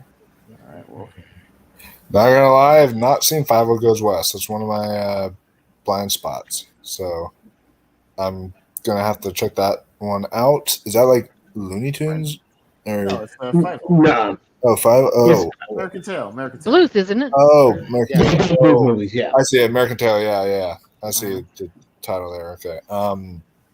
Yeah. No, it's I have an American Tail movie, but it's not that one that I have. Yeah. But Inside Out to me is one of the best Pixar movies ever. I love this film so much. It is fantastic. I said the kitty moment in Monsters Inc. was very emotional, but to me, the biggest cry moment, maybe other than Toy Story 3's ending I've ever had in Pixar, was Bing Bong saying, "Take her to the moon." Jordan, I think you mean Bing Bong, not Bing. As he just fades off into the forgotten realm, it's never to be remembered. Technically, like the first like major Pixar death or whatever, if you want to say that, and throw that in there. But I mean, well, I guess not the first because Up, that was all about death. But no, Inside Out though is absolutely fantastic. The way the emotions all work together and how the commentary is on people and their emotions and puberty and growing up. It's fantastic. So, and also Inside Out versus Monsters Inc. Let's get it. I want to see that. So, yeah. That's about the same director. Chris. God, I see Rival Direct, a really good movie, great villain in it. But Inside Out, in my vote, you see emotional and funniness. I saw this movie 3 times in theater. Love it all 3 times I saw in theater. Bing Bong, take her to the moon for me, okay? And Riley just breaking down at the end, like too emotional, like gut punch moment in Pixar movie. And funny jokes as well. Like yeah, Inside Out. Can't wait for the sequel next year. Okay, Jacob. The Undertaker and Randy Orton probably had the best feud in 2005. It was fantastic. Maybe. I think it's arguable. There's a debate to be had. Five Goes West is fine. I know I've seen it, and that's about as far as it goes. But Inside Out, I think is really good. I think the voice cast is great. It's such a cool concept, and I think Pixar knocked it out of the park with this one. So I'm going to go with Inside Out. All right. I would have gone with Five Goes West because I've seen it more. So, I've seen Inside Out twice. Seen Five Goes West about 15 times. So, Maria. Yeah, I didn't necessarily love either one of those, but I'll pick Five. Okay, but 42 for Inside Out. Jacob, pretty soon you get to watch Shawn Michaels oversell for Hulk Hogan. It's great. Oh, I can't wait. It's amazing. That's the reason I chose 05. Yeah, Yeah, you're almost there. You don't even need to hear that. You can just watch him flop all over the place. Anyways, Spider-Verse and Fantastic. Oh, shoot. So there you go. Not that hard. Fox. All right, Wolfman. Mm-hmm. Wait, am I first? Yes. Yeah. Yeah, man. Oh, fuck, I'm I first. just wanted to say your name because we like it so much. Oh, god damn. Say my name. Say my name. So this one hurts because Spider-Man did things for animation that just completely changed the game. Like this film just is one of the best comic book movies ever made. That's One of the best movies ever made, but I will also say one of the also best movies ever made as well. And I own the Criterion of it. Is Fantastic Mr. Fox. This movie, I feel like, because Wes Anderson, you all know me as a Wes Anderson guy. I love him. I love all of his filmography here. But if you ask me, like, what's the perfect movie to introduce someone to Wes Anderson to, I feel Fantastic Mr. Fox, because I feel like that's his most accessible in a way. So for me, I love Fantastic Mr. Fox. One of my all-time favorite movies. So I'm going to root for the underdog here. And I know it's going to go to Spider-Man, but I really want Fantastic Mr. Fox to get some love here. And so I'm going to go with that. It's truly fantastic. surprising. Such your name. I wouldn't even have connected it. Chris. Listen, Fantastic Mr. Fox and Fantastic, my favorite Wes Anderson movie up to date. But Spider-Man to Spider-Verse was my number one favorite Spider-Man movie for a while until this year. It's amazing. It's funny. It's emotional. The scene with alone with the dad going to my room and knocking the door, giving me that pep talk. Instead of telling him about her uncle passing. It's hand down one of the best emotional moment in any superhero comic book movie. And then it leads to What Up Danger. What Up Danger alone get it over Fantastic Mr. Fox. All right, Jacob. Yeah, Fantastic Mr. Fox is good. Yeah, it's been a while since I've seen it. I think I need to give it a rewatch. But yeah, I think the voice cast is really good. But I love Spider-Verse. I loved Across the Spider-Verse. I'm looking forward to Beyond the Spider-Verse. And if they can nail that one as much as they nailed these first two, then I think, for me personally, it could be my favorite trilogy, ever. And it all started with this You're one. willing to back it. That's good. The animation style was cool. The voice cast is great. Yeah, I think they just knocked it out of the park with this one. My only regret is not being able to see it in the theater. But I'm going with Spider-Verse pretty easily, actually. All right. So Spider-Verse animation makes me nauseous, and I don't like Wes Anderson. So this is tough for me for a whole different reason. But have you seen Fantastic Mr. Fox, though? No, but I don't like Wes Anderson, so I don't want to watch it. It's his most accessible for Because sure. he's up his own ass, and he makes stupid movies. So Austin, you and I. Simpatico. I don't know. So What you know what? Danger. You know what? I'll keep it interesting. I'll say Fantastic Mr. Fox. I don't know why. Yeah. Rhea. You can take that movie and burn it up in the backyard. Spider-Man all the way. I'll just keep it interesting. Man, you hate Oh. I love Spider-Man and the Spider-Verse. Just really great. Great. Talk about a game changer in the animation. I was looking at it going, holy shit, look what they've done. So, yeah. All right. Z-Man. I haven't seen Fantastic Mr. Fox, even though I've heard good things about it. I don't think I've actually seen any Wes Anderson movies, but it's nice to know that this is the one that everyone wanted to start getting into it. This is the most easily accessible one. But yeah, for me, it's definitely Spider-Verse. Loved it when it came out. Across Spider-Verse, even though it's not even on this list. My God, That's my favorite Spider-Man movie of all time, right there. And while I'm with Austin, the animation did make me feel a little bit. It made me feel dizzy when I first saw it on the big screen, but seeing it since then has like it probably. I just think maybe on the small screen has made it a lot more capable to watch. And then again, like I think it was Chris that said there was a danger part. Oh my god, just phenomenal! And that soundtrack, yeah, amazing. Spider-Man. By the way, I want to address something, Jordan. I never said I hated Spider-Man, so stop spreading that. I never said that. I said I can't watch it because it makes me nauseous. Also, though, I've never said I hated it. I've never keep in ever mind, said that. he hates Wes Anderson as well, and Fantastic Mr. Fox, he says, is great, and that's coming from a Wes Anderson hater. He hates Wes Anderson. Yeah. So, I said I hate Wes Anderson, but I also said I haven't seen Fantastic Mr. Fox. See, so he's wrong on both accounts, Jordan. I never said I hated either one of these. So I never said that, and that's what you heard. Hey, am I wrong? Wasn't he supposed to be not here tonight? I mean, you know, I'm just saying. He's watching. He's watching. He sure is popping in and giving his opinion, ain't he? He's watching on his cell phone. So. Oh, okay. Story 2, and what is that? Puss in Boots: The Last Wish. Yeah. Chris. I love both of these movies. On a slight margin, and then not to get Toy Story 2, I love it. The villain not that great. When you think of Puss in Boots 2, the wolf is one of the most scariest villains come to life in the movie. His wrist alone sends shriveled down your spine. And Jack Horner is a great villain around homicide and maniac. Oh god, the animation side of Puss in Boots 2, the emotional got punch for some of the stuff. And plus, you know, the guy from What We Do in Shadow Point, who's the dog, Pedro, it perfect.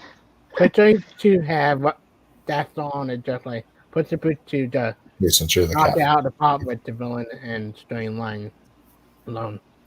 All right, Jacob.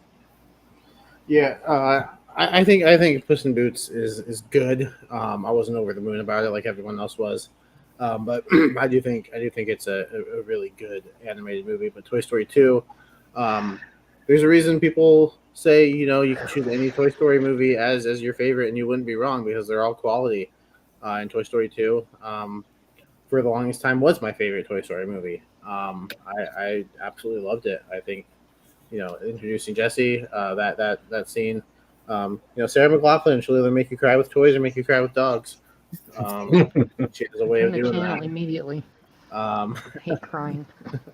And you know what? A small piece of me still wants to go to Al's Toy Barn, and just check out the toys. I'm gonna go with Toy Story 2. Yeah. You know, like Al's not right? I mean, yeah. I'm just saying. I don't want to see Al. I just want to see the Toy Barn. No, just the Toy Barn. Puss in Boots: The Last Wish. Yeah, it's good. I enjoyed it. I would watch it again. I enjoyed it a lot more than I thought I would. But yeah, at one point, Toy Story 2 was also my favorite. So, and yeah, you put any one of those three originals, and I'm gonna probably vote for it. So, Toy Story 2. Maria. Puss in Boots, just to break it up. Okay. I'm not a fan of that whole But the other storyline. one coming up probably down the list, Toy Story.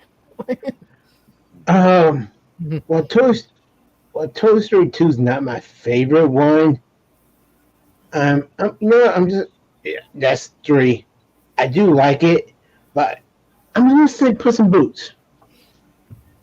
Okay. Wolf. you're the cat person, so you want to go? Yes, Yeah. I loved Puss in Boots: The Last Wish. Toy Story 2.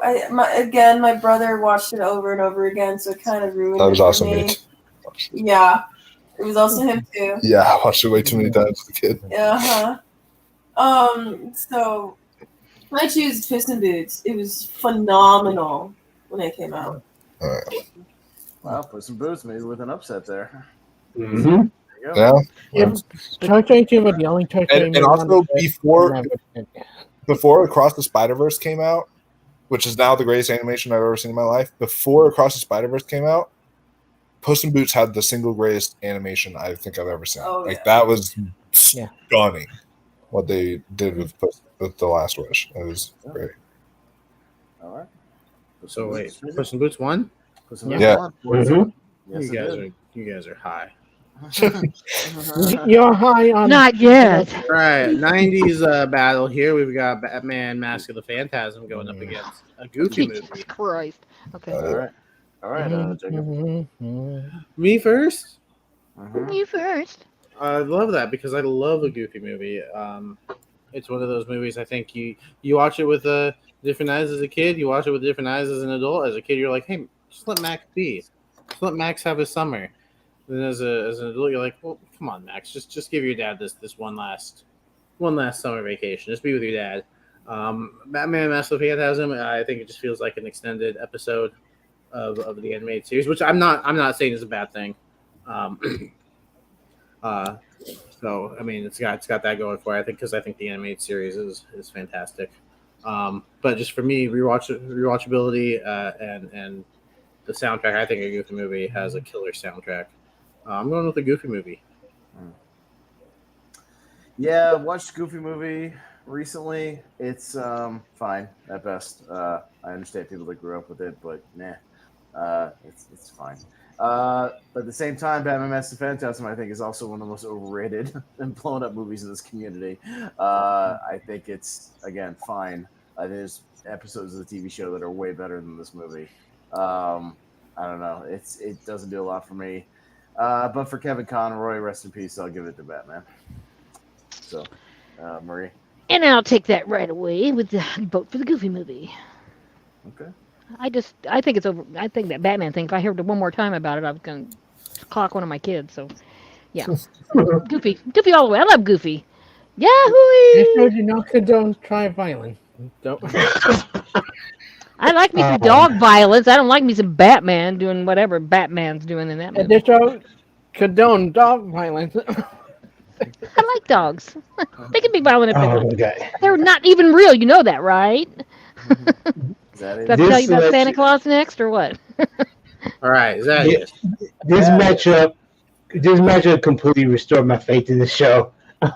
I'm so happy, and I say it because I mean, you probably can't see, but Goofy movie, like really, my favorite movie of all time. Like again, so as a kid when it first came out, loved it then. I'm 35 years old now. I can still pick it up, and kind of like I forgot who said I'm bad with memory sometimes, but I can pick it up now and still find different things that apply to me now as a 35-year-old. And Jesus, I love this movie. And then the songs like amazing. Like again, add that to my playlist, and if I take my trip from Shreveport to Delaware, I can have a Goofy movie on repeat and just be swerving all over the road dancing. So a Goofy movie.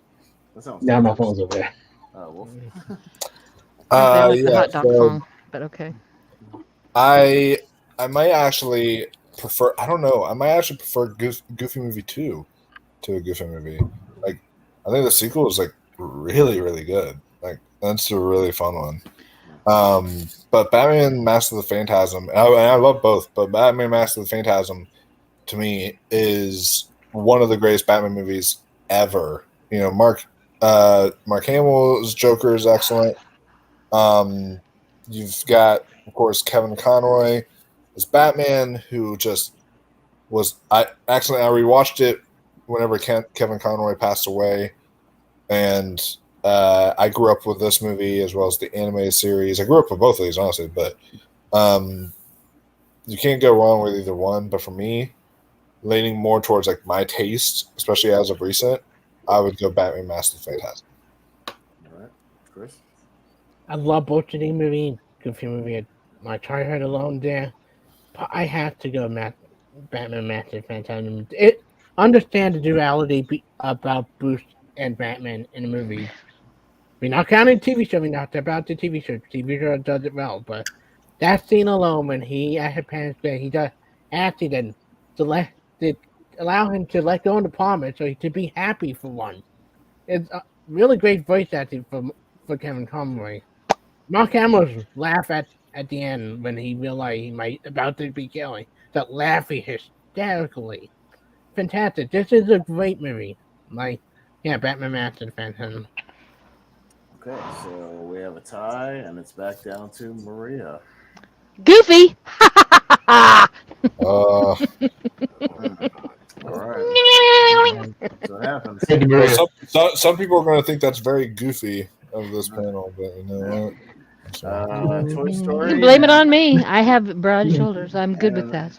American Tail. I went first. Yeah, American Tail's good. It's very dark, but Very. I kind of dig it. But at the same time, I think Toy Story is one of the most important animated films ever made. And it still works, so I'm gonna go Toy Story. Mhm.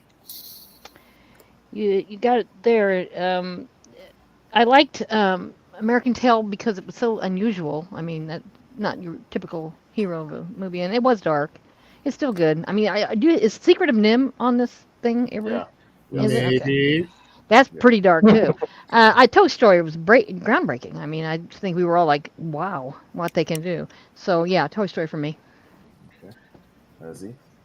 Yeah, well, I'm pretty sure it won't make it on the list, but this is the movie that, well, again, Five Goes West, it was cool to see on the list. This is the movie that should definitely be on the list.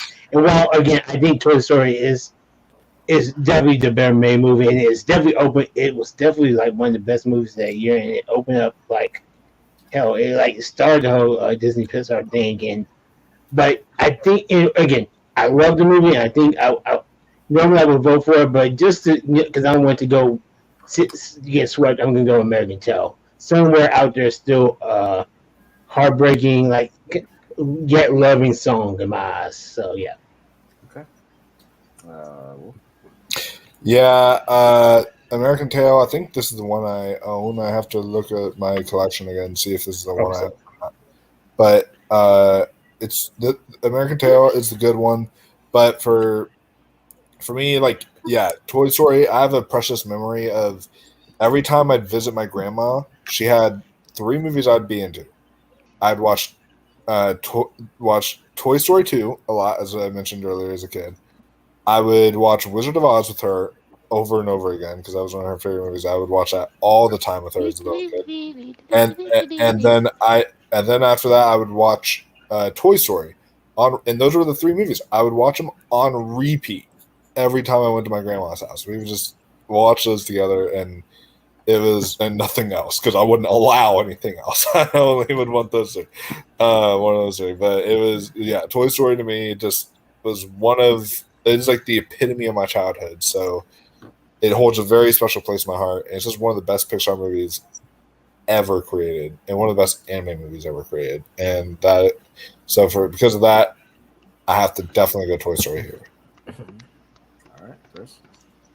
My only one knock against Toy Story, the human animation stuff was way back then on rewatch. On rewatch, the animation isn't that great, especially when you see. I'm not a huge fan of Toy Story 4, but like the animation of Toy Story 4 is jaw dropping. No, the toy animation fantastic. Just the human faces, just scary when we watch. But should I go with my thought that appealed to me as a child, and it also appealed to me. We had another Toy Story movie on this list too. I'm going to go with American Tail, somewhere out there, and that ending alone when he reunites his family. It's like fifth pumping moment in the movie, just like it hit you emotionally. They reunite with his dad, his mom, and his sister. I mean, 2 sisters. Okay, so American Tail. Yeah. Okay. All right, Jake. And I'm going to vote for Toy Story. I think, without it, we don't get these other Pixar movies that are on the list. So, yeah. All right, on down. Got the Hunchback. It's a Disney Renaissance battle, and one that I wish I didn't spin. You want to go for this one? Hunchback and Aladdin. Maria. Notre Dame versus Aladdin. Let's think. Painful to look at person that has some issues, and we all love him late at the end. Esmeralda, I don't know. Nah, Aladdin all the way. I'm blown away by Robin Williams. He was so good, unbelievably good. Nobody had ever heard of anything like that. Nobody had ever seen anything like that. It was great. So it was really, formative because I mean, who knew that anybody could riff like that and still it would be funny. It would be, just really great. So. Aladdin. Yeah, Zaddeus. I actually love the Hunchback of Notre Dame, and Clark Frollo was a very, that was a good villain then. But then, as a grown up, this mofo is sick. He is just like seriously sick. But Aladdin is to like top 10. It's like my number 2 after Goofy movie is Aladdin to me, even above Lion King in my book. And hey, since we're on my road trip, let's put the Aladdin soundtrack on my trip from Delaware and let's go all the way to Seattle. Put it on repeat, never get sick of it. So yeah, Aladdin. Yeah. Wolf. All right, I think. I pick Hunchback of Notre Dame. I loved Hunchback of Notre Dame. I actually wanted to be Esmeralda as a child too. She was like the woman that basically I wanted to be. So I loved Esmeralda as a character too. Aladdin was just too much for me because everyone just kept singing A Whole New World, and that just made me hate the movie so much. I'm sorry. I don't love. I hate A Whole New World. I love Friend Like Me. It's so good. I love Friend Like Me, but I hate A Whole New World. So Hunchback of Notre Dame. Yeah. One Jump Ahead, the best song of the movie in my eyes. I mean, hey, Frozen shares that same logic. People ruin songs with that one, so. Let it go. You were mute? Nothing wrong with that movie. Okay. Hunchback is really good. The villain is fantastic, but we have to address the elephant in the room. The freaking gargoyle are some of the most annoying psychic in Disney animated movie. Those to just go off a cliff and die somewhere. A guy like you is an awful song.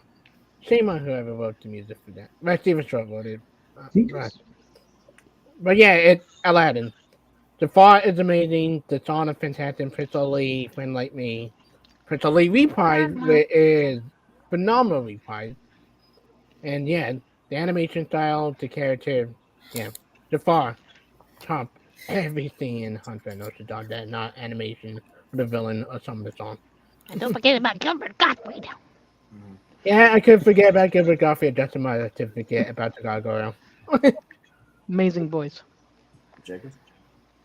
I think the Gargoyles are great comic relief. I think without them, you have a really, really dark movie for 80 Yeah, what's minutes. the bombing musical? Really, it's not your turn, Chris. It's really, really dark. You need that comic relief, and I think the Gargoyles provide it. And this is a movie that, for the last couple of years, I've been trying to champion because I think it is underrated. It's kind of grown on me in the last couple of years. Austin and I did, not to keep plugging our show that we do, but we did an entire episode on the Disney Renaissance Do tell. about a year ago or so, maybe even longer actually. And yeah, it was really good. And we both really, and not to, I don't know how he's gonna vote, but we both really loved Hunchback, especially on that most recent rewatch. And yeah, I absolutely love it. I think Aladdin's great. I probably have Aladdin ranked higher right now, but I wouldn't be surprised if I sat down and really thought about it, that I would put Hunchback higher actually. My one gripe on Aladdin is that Jafar doesn't have a villain song. I think most of the top he doesn't. No, he has a reprise, and that's not like his villain song. Like it's a reprise on a different song on the song, and it's not on the same level of a Be Prepared or Poor Unfortunate Souls or even Gaston. He takes another song and twists it a little bit to kind of make it his own for 90 seconds. But Hellfire, now that is a great villain song. Nice. I'm gonna go Hunchback. Yeah, I would go Hunchback if I'd seen it more than twice, Jacob. I do love that movie, and I'll champion it with you anytime I've argued for it on Battleground as being super underrated.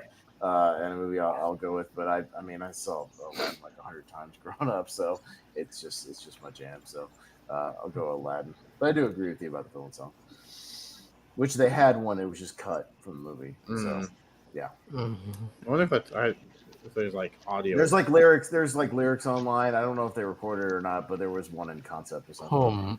All right, Shrek and Brave Little Toaster. Z-Man. Shrek.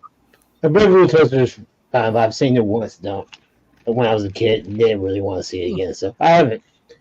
All right, Wolf.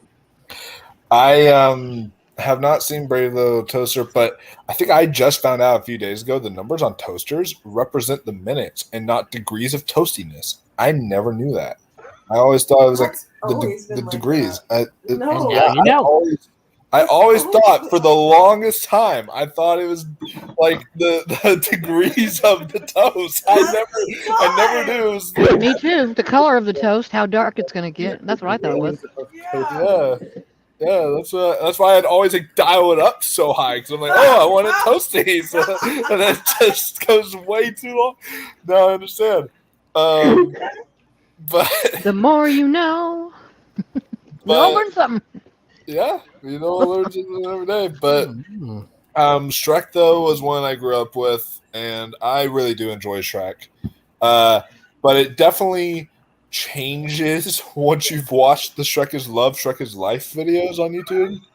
Whenever you watch those videos, then Shrek kind of starts to kind of scar you a bit. So, but I'm still gonna vote for it because I've seen it and I enjoy it. Yeah, Chris. No, I try to forget what just been said about Shrek for a moment. I mean, I love both City movie. Brave Little Toaster is a traumatic movie as a child. What, have you seen it? Yeah, there's some traumatic point in that movie. But I love Shrek. Not my third favorite Shrek movie out of the franchise. We kind of need the whole franchise in general. But I love Shrek. It's funny. It's cute. It's what finally gave DreamWorks some love and some attention. You know, when they were under Pixar for a while and Disney. So yeah, Shrek. Jacob. Were animators just depressed in the 80s? Yeah. Probably so. Dark animated movies to come out of the 80s. Ran out of storage, ran out of IP. Yeah, I don't. But yeah, no. Shrek is love. Shrek is life. Shrek gets my vote. Well, not say Shrek is love. Animation's Shrek been is dark love. from the Shrek day is one, life, though. Chris. Killing the mothers all the time. I mean, you know, animation's always been dark. Shrek's good, but I might have championed Brave Little Toaster in this one just because it's Toy Story before Toy Story, and yeah, no, I don't mind some dark animation given the fact that characters try to commit suicide in this movie, which is kind of nuts for a kids movie. It's really really dark, but you know what? Why not? I'll vote for Brave Little Toaster. It won't make it out, but that's fine. Maria. Do like is. I like Shrek a lot, and I tell you what, that Lord Farquhar, is that his name? I think. Farquaad. Oh my God, hysterical! The whole thing is hysterical. Wait, I love Shrek. Yeah, that was a good turn in Dexter. Honestly, I mean, he had so many missteps in Dexter at the end there, but yeah, no, Shrek is all the way. I mean, I haven't seen the Brave Little Toaster. I know the story, but I haven't seen it. I don't know why, but. I love free Shrek. on YouTube if anyone wants to watch It's on it. YouTube because it's not available. You'll watch it on Disney Oh, Plus. yeah. Oh yeah, okay. It's not on Disney Plus. The sequels are. All the sequels are, but not this Not one. the original. Nope. Remember with sequels? Well, of course it did. It's only got like 3. It doesn't have 15 like Land Before Time. Okay. Brave Little Toaster to the rescue. Yeah, that's 4 movies of the Yeah. Brave Little Toaster. All right. Little Mermaid and Kung Fu Panda 2. Wolfman. Ooh, okay. So, you know what? I'm gonna go an unpopular opinion here. So, Little Mermaid, it's good. I like Little Mermaid. It never was one of my absolute favorite of the animated movies growing up. I still enjoy it. I think the music is fantastic. I love the music. The music is like top tier Disney. But yeah, the movie itself is good. I enjoy it. The Kung Fu Panda 2, this movie, I saw in theaters in 3D, and this movie blew me away. This movie is fantastic. Like, the villain is great. The story with his father in this is really great. Everything about Kung Fu Panda surpasses the original even for me. It's a superior sequel. This film is excellent. So yeah, I'm gonna go with Kung Fu Panda 2 here. Chris. This is tough. I love both of these movies. Little Mermaid had great animation, phenomenal villain Ursula, some great side characters, great music. But I think what Kung Fu Panda 2 overclip it a little bit just for not only a message, but it doesn't matter. You might not have a happy beginning, but what you choose to be is a really great message is one of the quote I put on my favorite quote for anything. But yeah, Gary Oldman is a phenomenal villain. I think he does not get a lot of talk about like top 10 like best dreamer villain. A villain that you hate but you sympathize with a little bit, like him wanting to get his parents' approval. The scene with him is just like I want to do what right. That he's in denial of what he's doing wrong. He wanted to prove to his parents that he was right. It's a really great moment. Yeah, and the action sequence alone, like amazing. This is my favorite Kung Fu Panda movie, and I wish they get more love in the community. I don't understand people saying Death Free is better than 2. All right, Jacob. Yeah, I really enjoy Kung Fu Panda 2 as well. I think this is a great trilogy. But The Little Mermaid, kicked off the Renaissance. I think and it's a fun movie. I think Brian knows. So yeah, it's an important movie for Disney. Because who knows if it's in the same vein as a Toy Story. Like it's an important movie. And they also just absolutely nailed it. I think the music is great villain. So I'm gonna go with The Little Mermaid. Yeah. Again, I'm big on Kung Fu Panda, but Little Mermaid holds a special place because I'm 99% sure it was the first movie I ever saw in the theater, and it stuck with me, and I saw it tons, and it's still one of my favorite animated movies of all time. So I'm gonna go with Little Mermaid. Maria. Little Mermaid all the way. I love Kung Fu Panda. I'm not taking that movie down at all, but Little Mermaid needs to be here. Classic, great music, great everything. Yeah. Okay. All right, Z. Yeah, I don't want to use my tiebreaker power here, so Little Mermaid. All right, Little Mermaid. It's on. Nearing the end, we've got The Secret of Nim and Wall-E. Okay. Chris. You want to hear a hot take? I think Wall-E is good. I think the first half is brilliant. That when it gets to space shit, it just loses me. The human stuff is really boring as shit. I love Secret of Nim. It's by far John Bluth's best movie he ever done, besides for me Anastasia. But it's great animation, great story. Dark as shit, but it is one of the best animated movies from that decade. Secret of Nim. Okay. All right, Jacob. Yeah, Secret of Nim is good, but I think Wall-E is great. I think the first half is some of the best that Pixar has ever done. I don't understand the gripes about the second half. I think the second half is still really good, but that first half I think is it's like S+ tier for me. I think it's just really good. Kind of like the whole silent movie feel to it. But yeah, even once we get onto the ship out in space, I think it's a lot of fun. I think Wall-E and Eve's relationship, I think their friendship is some of the best I've seen Pixar do. I think Wall-E is getting to the point where people keep saying it's overrated, that it's getting underrated. Mm-hmm. I think Wall-E is fantastic. It's one of my favorite Pixar movies. It's in the top 3. I will be picking this movie probably until the end of this tournament. I love this movie. Yeah, I revisited Secret of Nim recently. It's a good, solid movie. Yeah, very dark. But yeah, I mean, it's good. It's what it is. I think Wall-E's, like you said, especially that first half is brilliant visual storytelling. Really, really good stuff. Love the character development, and I don't mind the second half either. So I'll vote for Wall-E. Maria. Same boat. Secret of Nim is frightening in some spots for little kids, but Wall-E has a good message. I mean, even though the first half's great, as you said. I mean, it's like they're on their own. I mean, Wall-E's just out there doing his thing, but the actual, people on the ship and the end result is really really something, I mean, my granddaughter was talking to me about it. Like, do you think they could really happen? I said, yeah, I think they're really happening right now, stuff like that. So I think it does cause discussion. It's good for everybody. I think it's a good movie. Wally. All right. Z. Wally. Okay. Wolf. So yeah, Secret of Nim is good, very dark, but Wally to me though is absolutely fantastic and masterful. I think especially the first half, and also the video game is really fun. I don't know if you guys have ever played the video game Wally, but it's actually really fun. Is it anything like E.T.? Just forget it. One of the best like movie video game adaptations that they've done.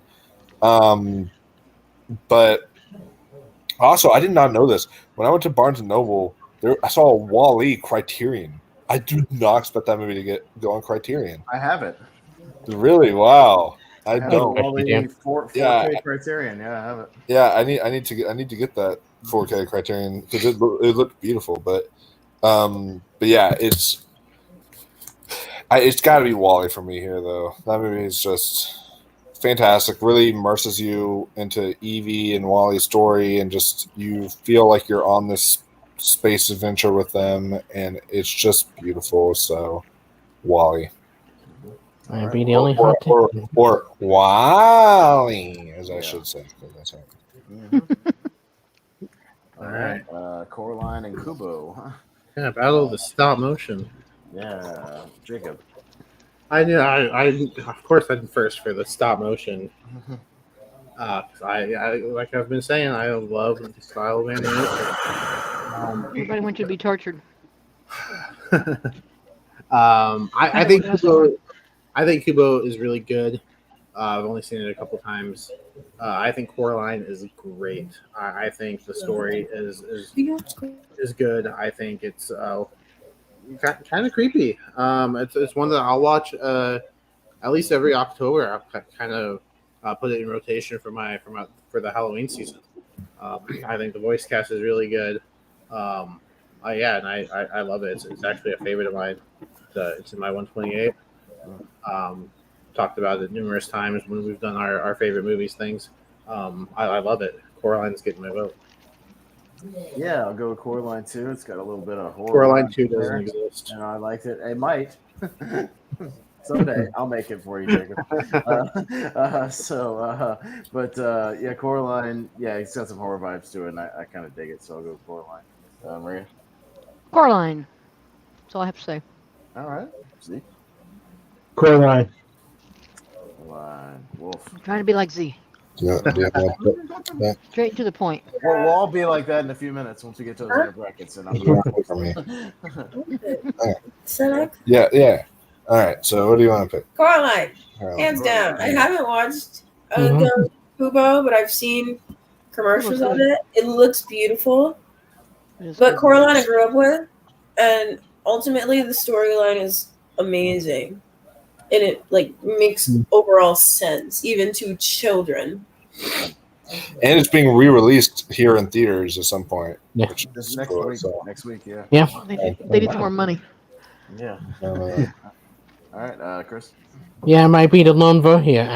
I much love Coraline and see Cooper does it better. See storyline, character development, and twist. There's really good twist in Cooper with the whole way. With Charles and Matthew McConaughey, how they connect to the main character. La la la la la. I haven't heard it. I'm just kidding. Yeah, it's Kubo. It's by far my favorite Lacan movie that they made so far. Okay. That's fine. But Coraline's gonna win this one, Jacob. So. And I didn't even thank you, Brian, for that. So that was an actual Leica versus Leica matchup. I didn't even realize that. Sure was. Another Pixar matchup and battle of sequels: Toy Story 3 and Incredibles 2. Yeah. I'm up first. It's not as hard as you might think. Incredibles 2 is a solid sequel, but I think it was a little too late. And I wish they had done a time jump. Toy Story 3 is my current favorite Toy Story movie, and it makes me cry. So Toy Story 3. Maria. For reasons already stated, I'll take Toy Story 3, please, for 500. Yeah. Z? Super easy. Toy Story 3. Had me in tears. Oh, yeah. Wolf? maybe the hardest I have ever cried at a movie in my life was that ending of Toy Story. That got me so hard. This is not only.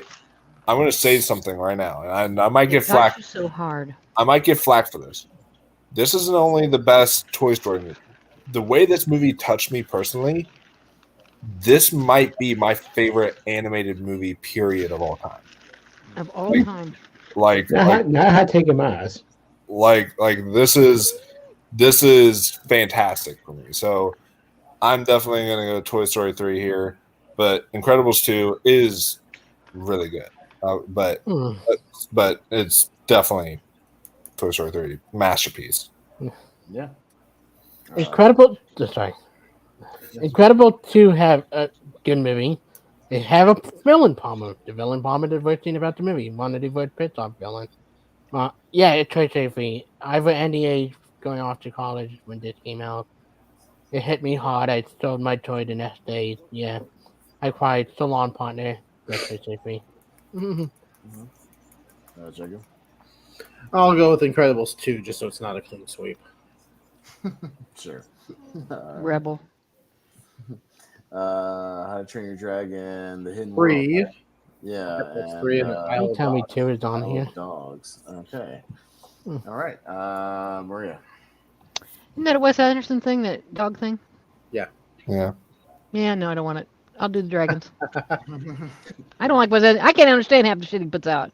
I mean, seriously, Bill Murray and him, they're both nuts. So. All right. Z. I haven't seen The Hidden World, but I've wanted to see that. Well, I haven't seen. Well, we've talked about the Wes Anderson name before, so I actually want to see The Hidden World. So, How to Train Your Dragon 3. Yeah. All right. Well. You know you have a great trilogy on your hands when you can say the weakest film in a trilogy is still freaking amazing. And that is Hidden Dragon. That's How to Train Your Dragon and The Hidden World. The weakest of the three, in my opinion, but still a phenomenal film. I think that film was great. Now, I don't love Isle of Dogs as much as like Fantastic Mr. Fox. I think, it's one of the weaker Wes Anderson films. However, just because I know where this is going to go, I do love Wes Anderson as a director. I'm going to give my vote to Isle of Dogs. I think the animation here is stunning. Like, it's beautiful animation. So, Isle of Dogs. I see what you're doing, Wolf. I know what you're doing. Once again, it's a movie I love. This Isle of Dogs is the last good Wes Anderson movie because I haven't liked his other two after this. But it had probably one of the most funniest, darkest seen Wes Anderson movies with the incinerator joke. But yeah, How to Train Your Dragon. Not my favorite out of three, but my God, that ending of taking the land here that get you emotionally. Since that you haven't seen that, don't become a spoiler, but you will be crying by the end of the movie. I remember seeing it into by the end. Beautiful ending to this series. Perfect way to end this series. Similar to no one bad movie in this series. Jacob. Yeah, I've seen Isle of Dogs once, and that's about it. I think The Hidden World, I think this is a really beautiful animated movie. I go back and forth on which one in the trilogy I like the most. I think it's that strong of a trilogy. So I'm gonna go with The Hidden World. Dragons for me. I'm not a Wes Anderson guy. Simple enough. So there you go. All right. Hey, at least I didn't make it a clean sweep, so there you go. Yeah. Ratatouille and Winner of the plan, Finding Nemo. yeah. Oh, Yeah. Did How to Train Your Dragon 2 not make the list? Nope. That's sad. Whoa, I'm shocked that Hidden World got on, but not How to Train Your Dragon 2, because How to Train Your Dragon, okay. Yeah.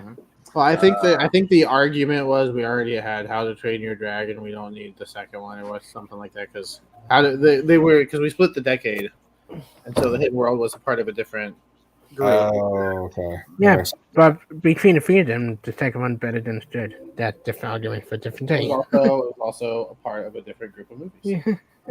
Yeah. Z, you're up. it was me. I'll just use. Don't not a fan of Ratatouille really, so I'll just go with Finding Nemo. Fish are friends, not food. I apply that to my everyday life. I hate seafood, so. All right. Ratatouille versus. Wolf. Yeah, I'll go here. I like Ratatouille, but I find it kind of Off-putting a, when rats are in the kitchen. a Yeah, little bit fine. like over. It's a little overrated for me. Like I don't know. Mm. People regard this as like the greatest Pixar movie. Some people do, and I'm like, Mm, it's good, but it's not like that Something good. like that. But Finding Nemo, I feel old. That film like just recently turned like 20 or something like that. Like, geez, that movie I grew up with, and like that is fantastic. I quote that movie so much. Like anytime I see bubbles, I'm like bubbles, bubbles, hey, bubbles. You know, like I'll just like I'll like quote that movie all the time. So I love that movie so much. So for me, definitely Finding Nemo, and I find it funny that they named the shark Bruce and did a Jaws reference there, which is kind of excellent. So, yeah. Chris. I tell you for a mention today. I love Finding Nemo. I do. I love Ratatouille a little bit more. I think in terms of some of the best moments Pixar, when Ego eats the Ratatouille and he had that flashback to his childhood, I think it's easily up there. Then it leads to probably one of the greatest monologue in animated movie where he's talking about what it's like to be a critic and reviewing stuff. And hey, as a critic, that appealed to me as much. And I think Remy is a fantastic actor. The humor is really funny. It's dark as shit at times. But that last hour is so good. And Ego is such one of the greatest Pixar villains there is. Even though he's technically not villain. So yeah, that's theory. Yeah, Pixar in the 2000s outside of Cars was really strong. And I don't hate Cars. It's clearly the weakest of the 2000s Pixar movies, in my opinion.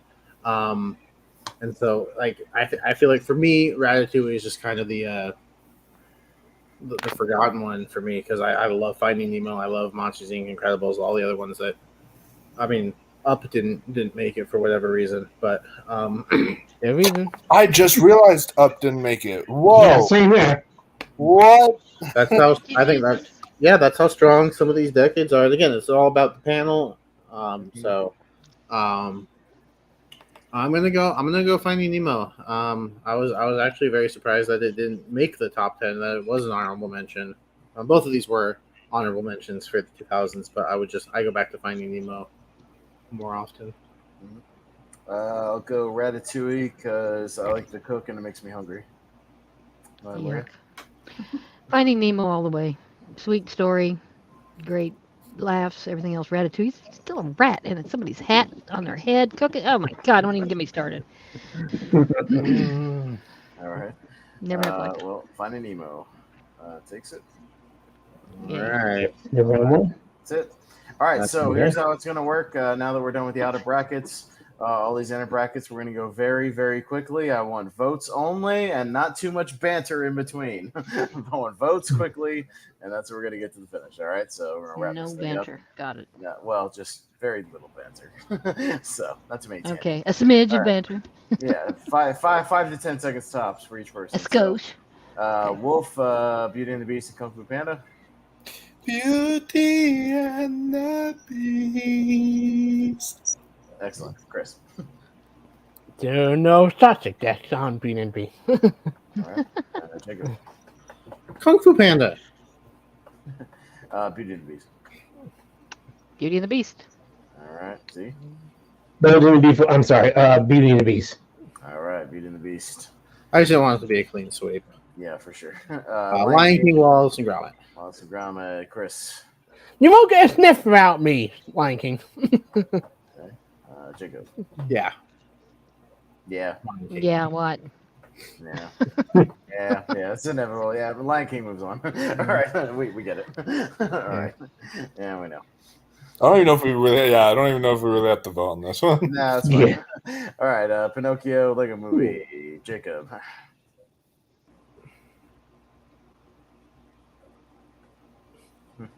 Lego movie. Okay. Lego movie. Everything is awesome. Lego movie. Okay. Z. Let go. Lego. My ego. Yeah. Speaking of egos, I got some in there. Wolf. Yeah, everything is awesome, and the Lego movie is awesome. So I'll say Lego movie. Okay. And Chris. Spacious. Lego movie. Okay. Clean sweep for the Legos. All right. Klaus and Akira. Me first. Yeah. It'll be a tough one. I'll take Akira. Maria. Klaus. Okay. Z. Ooh, I don't know. I'm gonna say Klaus because I think people like them more. Yeah, it's pretty good. Wolf. Yeah, you know what? I love Akira, but Klaus, like, that blew me away much more than I even thought it was ever going to. So, like, I'll go Klaus. Okay. Chris. The best story about the Triad, Akira, Klaus. Okay. And Jacob. I'd go Akira. Close, but Klaus. We'll continue to move on. All right. Shaun the Sheep and Moana. Maria. Oh boy, Moana. Okay. Z. Moana. It's okay. You're welcome. Well, I guess Moana will get to sing How Far I'll Go because Moana. Okay. Chris. Shaun the Sheep. Jacob. I'm gonna go Shaun the Sheep. And I'll go Shaun the Sheep. So that's a tie to Zaddeus. No, sorry, Moana. I almost said wrong. I heard a I heard something.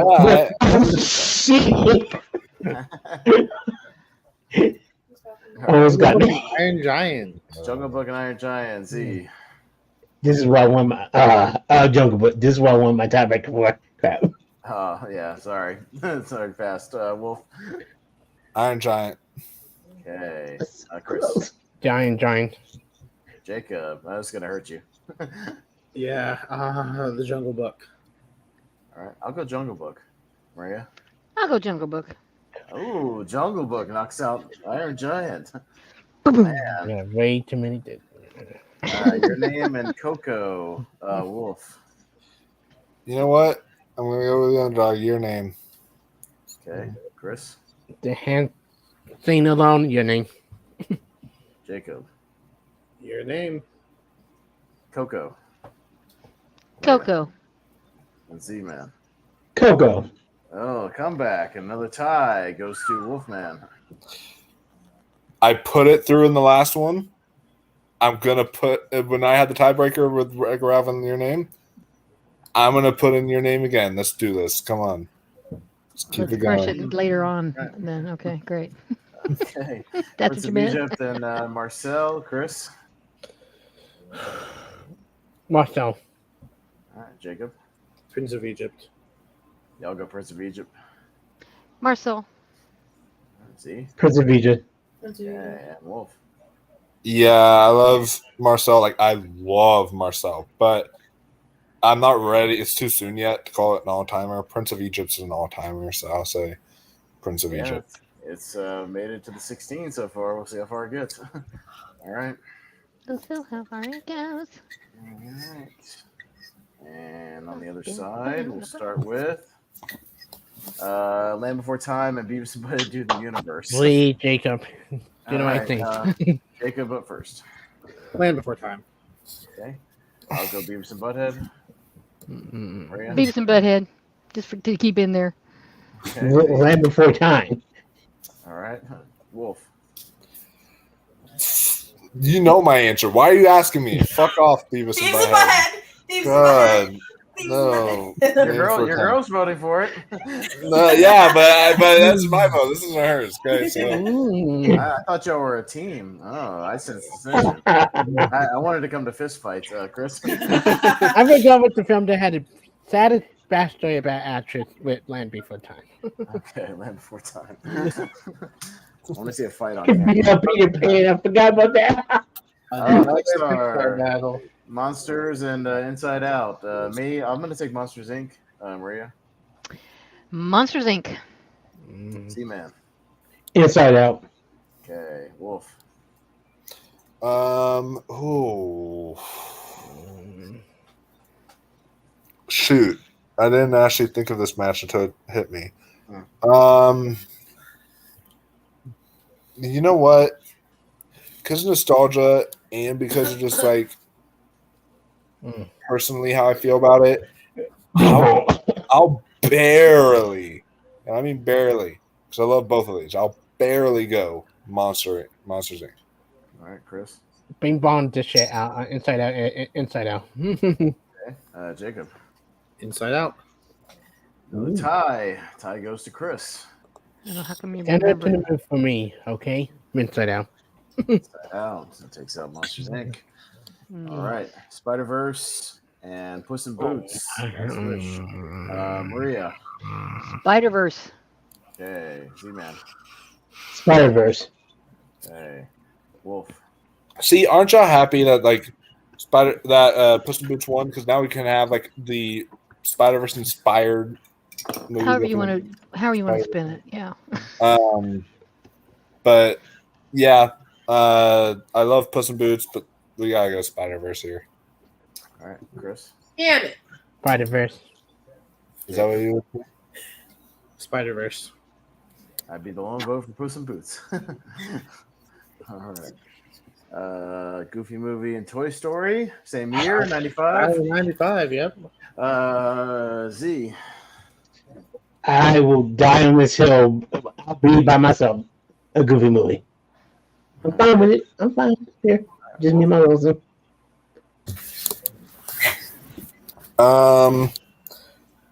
So okay, this one I'm gonna do the so you know how much I love Toy Story. I am picking this purely based on the fact that we already have like all the Toy Story movies have gone through. So No, they haven't. Not at I all. thought Toy Story 2 No, did. Toy Story If 2. I did not against go Puss in through. Boots. But Toy Story 3 will, Oh, so, right, you I know. forgot I went against Puss in Boots. But Toy Story 3 will. I mean, and Yeah. with that, also, I don't know what Toy Story 3 is up. Hey, against. remember when we called this the speed round? 5, 4, So, 3, Toy 2, Story. I picked 1. that. All right, yeah, speed round. Let's go. Chris. Yeah, stab little man. Toy Story. Okay, Jacob. A Goofy movie. Toy Story. Maria. Toy Story.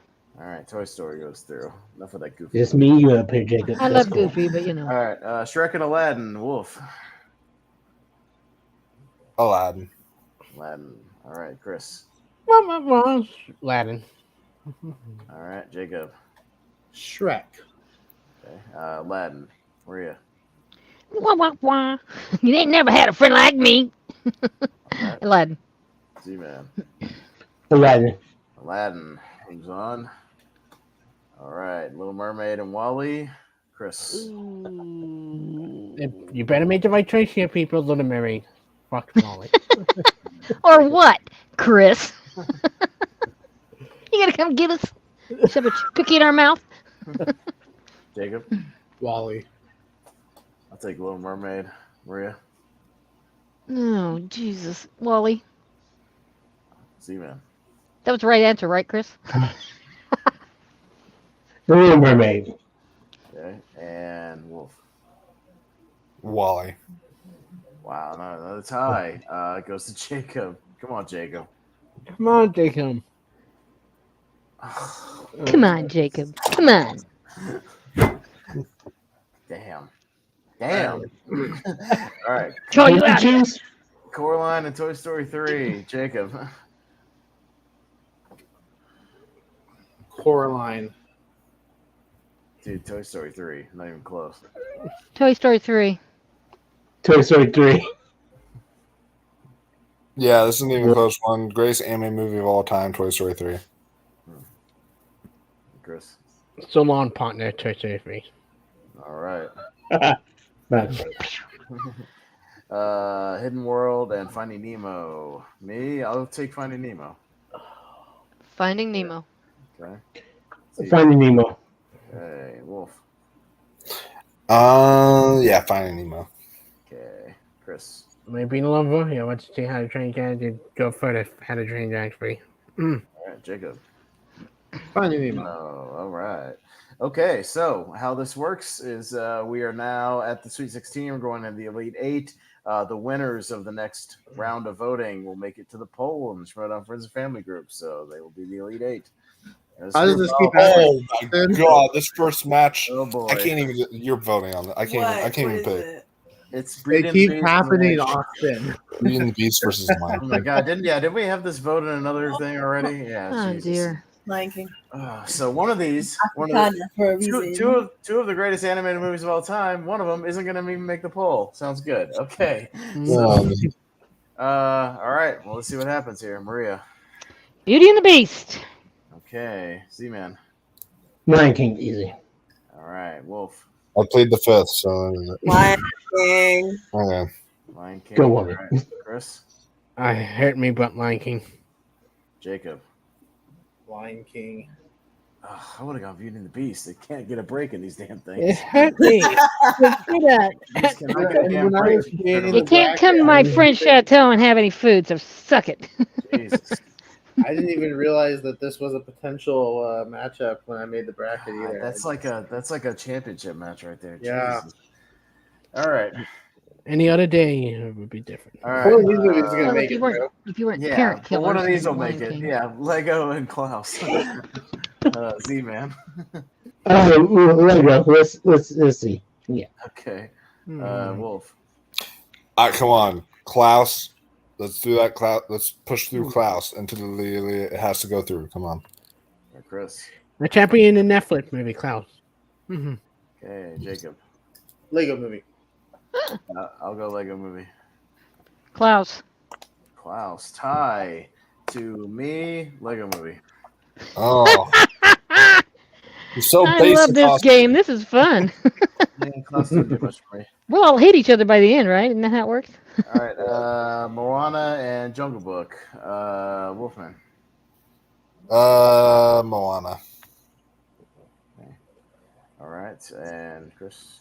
Moana had a better music, better character. Moana. Okay. Jacob. Jungle Book. Yeah, I'll go Jungle Book. Maria. Moana. And Z. Chris, Jungle Book. Compare main character. That is. No, music is way too far. What's going on here? What are you voting for? Zaddeus? Jungle Book. Oh, I lost that completely. All right, so that's a tie to Maria. Back down to her. Moana. Moana. Okay. Boom, boom. There, take it, Jungle Book. Okay. Your Name and Prince of Egypt. Your Name, Prince of Egypt. Okay. Prince of Chris. Egypt. Can I abstain? Probably my favorite anime movie all time. Your Name. Really? Okay. Of Jacob. all time. That's a long time, Chris. I'm gonna go Just Your saying. Name. I saw some petroglyphs in Nevada. I'm just saying. The one, you know, the one that's not anime. animation. Marie, it's not your turn. I'm Stop. sorry. When it's your turn, you can talk. No, I won't. I'm sorry. I love you, Maria, but Jesus. All right. Prince of Egypt. Now it's your turn, Maria. I'll say, yeah, Prince of Egypt. Okay. Z I see where this is going. I'm going to say Your Name. and Wolf. Oh, Prince of Egypt. Yeah. Prince of Egypt. Bro, you better keep your girl happy. I'm just telling you. Yeah. I know what you want to do, but you better keep the one next to you happy. No, Yeah. he chooses Prince of Egypt. That's for sure. Man. I do. Well, it's not a done deal yet because that's a tie, so we go to Zaddeus. Come on, Wolf. I was counting. So Prince of Egypt. Prince of Egypt. Okay. Okay. I will use my tie. Oh, that's sad. All right. All right. Prince of Egypt. Mm-hmm. Okay, on the other side for the rest of the Elite Eight, Land Before Time, Inside Out. Jacob. Ooh. Land Before Time. All right. I'm going to go Inside Out. Land Before Time. Okay. Run Before Time. Really? Wow. Never knew they had this much love. Wolf. Oh, I mean, as a child, I love Land Before Time. I haven't seen it in such a long time, though, but I will say Inside Okay. Chris. Can I say the bad word now? Inside Out. Okay, that's another tie. We're gonna have a lot of these. I've gone through more tiebreakers, I swear, than any other show. But that's okay. Wolf. Oh, the tiebreaker is me. Oh shit! I'm trying to decide on if I should switch things. You know what? Let's keep the show interesting. Let's keep the show interesting. Why not? All right, this show is like going. It's all over the place. Let's keep it interesting and say Land Before Time. Oh, you got to be kidding me. There we go. You're a trendsetter. Ooh, this is a championship level matchup. Yeah, Toy Story and Spider Verse. All right, I'm up first. I'll take Toy Story. Maria. Spider Verse. Okay. Z. Spider-Verse. Wolf. I will say Toy Story. Chris. The other one they move forward later down the list. Spider-Verse. And Jacob. Spider-Verse. Spider-Verse. Okay. Sorry, Church Train. That was the toughest one so far. Ask me tomorrow, and my vote's probably going to change. Mhm. Oh, jeez. Oh my God. All right, Wally and Aladdin. Maria. Aladdin. Okay. Aladdin. And Wolf.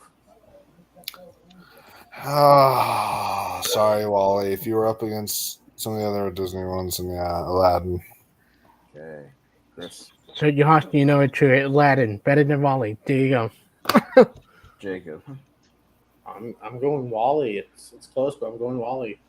All right. Well, it's your last time, Jacob. Sorry, Aladdin. All right. Yeah. Sorry. Pressure's off now, so there you go. All Another right. Pixar battle. Toy Story All 3, right. Finding Nemo. Finding Nemo. All right. Z. Toy Story 3. All right. Wolf. Toy Story 3. Okay. Chris. One word lost though. Toy Story 3. All right. Jacob. As much as I would have loved the underdog story of Finding Nemo making it from the play into the Elite Eight, I'm going Toy Story 3. Yeah, Toy Story. Right. Finding Nemo. Should be the one vote, but Toy Story 3. Okay. All right. All right. So we got our 8. So now it's just to see who takes the win. All right. So Lego Movie and The Lion King on the one side. Wolf. Ooh, okay. Yeah, this one's actually pretty easy. Lion King. Okay. Chris. I should have been taught about wonderful fate, Lion King. Okay. All right. Jacob. Lion King. Yeah, Lion King. Maria.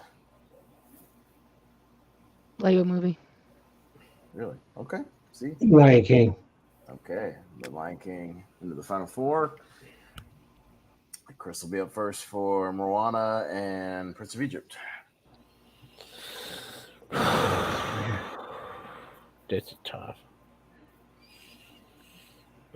They both have one bat on in their repertoire. Animation.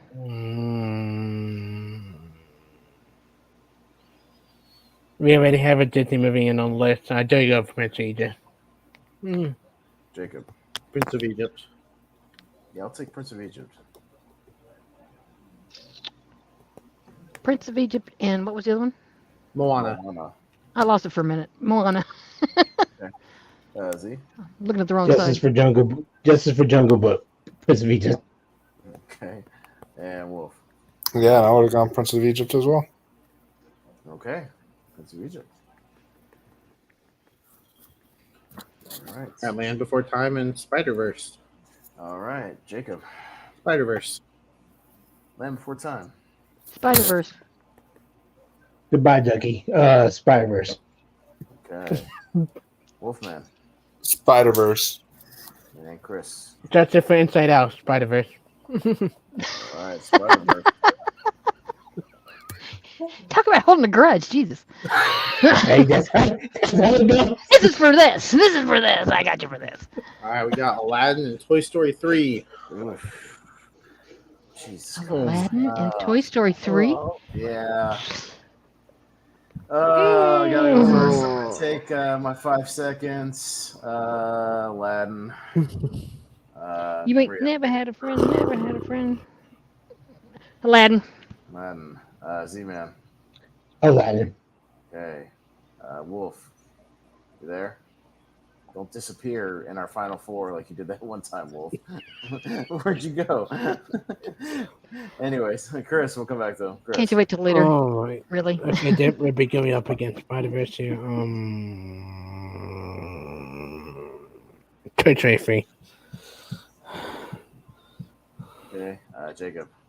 I'm going Toy Story 3. Where'd you go, Wolf? We He kind put of in the He put in the chat. Toy Story 3. three. Okay, so all right. I was about to say, don't disappear, bro. Like we kind of need you here. Okay. Tie to Chris. Yeah, sorry, Aladdin. Toy Story 3 is tough. All right, Toy Story 3. Chris, in the you final gonna four. get it so bad. Okay. What's Nice, this nice called? Final Four, though. We kind of got a mix here of different studios. Different studios and animation, yeah, a little bit. Got Mhm. Disney, Pixar, DreamWorks, and Marvel. Yeah. Yeah, So, I know. Sony. All right, Maria for Prince of Egypt, Lion King. Lion King. Okay. I'm gonna shock it. So let's see if we can pull off Prince of Egypt. All right, Wolf. So you're looking for unique tournament winners. Prince of Egypt has never won a tournament. And, for the whole 128 special episode that you're going to do, Lion King has, I think, most definitely won a tournament already. It's done this thing way so much. It's going to be in another tournament eventually. So I will say Prince of Egypt. All right, Chris. I had to go with my favorite Disney animated movie of all time, Lion King. Jacob. Lion King. Just keep it interesting. I'll say Prince of Egypt. But it goes to Jacob, so it doesn't matter.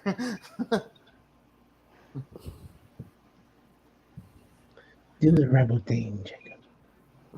Come on, Jacob. Keep it interesting and Come on, bro. Oh, you don't want to do the unique winners deal. He's not going We to have betray a one of his unique- favorite movies of all time. He's not going to betray that. Yeah, did you miss the part where I said this was my second favorite movie of all time? Yeah. You missed that I part. did. He's not going to vote against that. All right, Z-Man, Spider-Verse is Toy Story 3. Spider-Verse. All right, Wolf. Oh shit! I think one of these won a tournament, but I forget which one now. But I'll just go with the one I like most, Toy Story 3. Okay. Chris. You put your hand on her shoulder and you say, hi, Spider-Verse. Okay. Jacob. Spider-Verse. Toy Story 3. Maria. Spider-Verse. All right, Spider-Verse. You got Spider-Verse Disney versus Lion King. Disney versus Sony. Yeah. All right. Yeah, zooming on in there. Let's see which one wins it, Jacob. Huh? All right. So, Lion King versus Spider-Verse. We go to Wolfman first. Yeah. So it looks like we're not going to have any unique winners. Sorry, Austin. That's just because of it happens. yeah. But but in this case, me personally, I would say Lion King personally. I think that film is just too excellent. Right. So. Chris? As much as I love Lion King, I do. Spider-Verse challenged animation today, and they have arguably one of the best animated sequences of all time. What are you voting for again? Spider-Verse. Spider-Verse. Okay. I didn't catch it there. Jacob. Come on. Lion King. I know, but you love Spider-Verse too. I wasn't sure. Well, I do, but Spider-Verse 2 is not in the tournament. Gotcha. The joke never gets old. Yeah, I know. Just keep getting funnier each and every time I hear it. I'll go Lion King. Maria. Spider-Verse. Okay, Z-Man. Zaddeus, come on, make it interesting. Oh yeah, of course it's 100%. It's not even the best, my favorite Disney movie, our best Disney movie. So Spider-Verse. Nice. Nice. Comes fucking tie to me. Jesus Christ. Oh God. Well, Sorry, you got rid of that movie a while ago. Yeah. You want to get nuts? Let's get nuts. Go. Lion King. Yeah, let's get that. Lion King, Jacob. It's the winner. Ah, I can't watch Spider-Verse. It makes me sick. Pennsylvania. oh, that's right. I forgot about that. Yeah. So there you It's go. a two-time winner. After Lion King is now a 2-time tournament fights champion. after falling short so many times, And 2 times within fairly quick succession, Yeah. because it literally won a tournament. Not like it won our first mystery tournament, which was like a month ago, or 2 months ago. So yeah, it is now a 2-timer. Although I was going to point out of our final 4, Toy Story 3, also a former winner. Again, very very recently was our 2010 tournament, and Spider-Verse has won a tournament before, but people might forget because it was way back when. It was our number 15 unique winner when we did a non-connected universe comic book movie tournament. It won the tournament. So way back, it's number 15, Jacob, on the master list. So actually, Spider-Verse is a former winner, so it will still be in the 128 tournament because it's there. So yeah, there you go. But you won't have a unique winner from this one going to the 128. Not from this one. Prince of Egypt was the last hope there. So, but no, not from this one. But it happens. We get multi-time winners. It happens. So, strong movies. Strong movies. Hey, I might have pushed for something like I thought Aladdin was good enough to win the whole damn thing, to be honest. So, but it didn't. Mm-hmm. So, it is what it is. Or Beauty and the Beast. But there you go.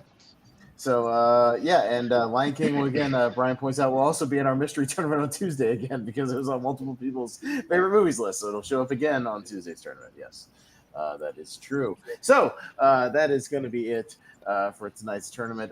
Some really tough matchups there. A lot of great movies. Some really underdog ones getting in there. Your Name making it pretty far. Not quite into the poll, but made it pretty far. Nice little underdog story there. Maybe something like Lego Movie and Moana getting into the Elite 8. Kind of interesting. So shows you how strong some of those movies are. But yeah, that's going to do it for tonight. Let's wrap things up. We'll get some plugs and we'll take us out of here. So Maria, where can we find you?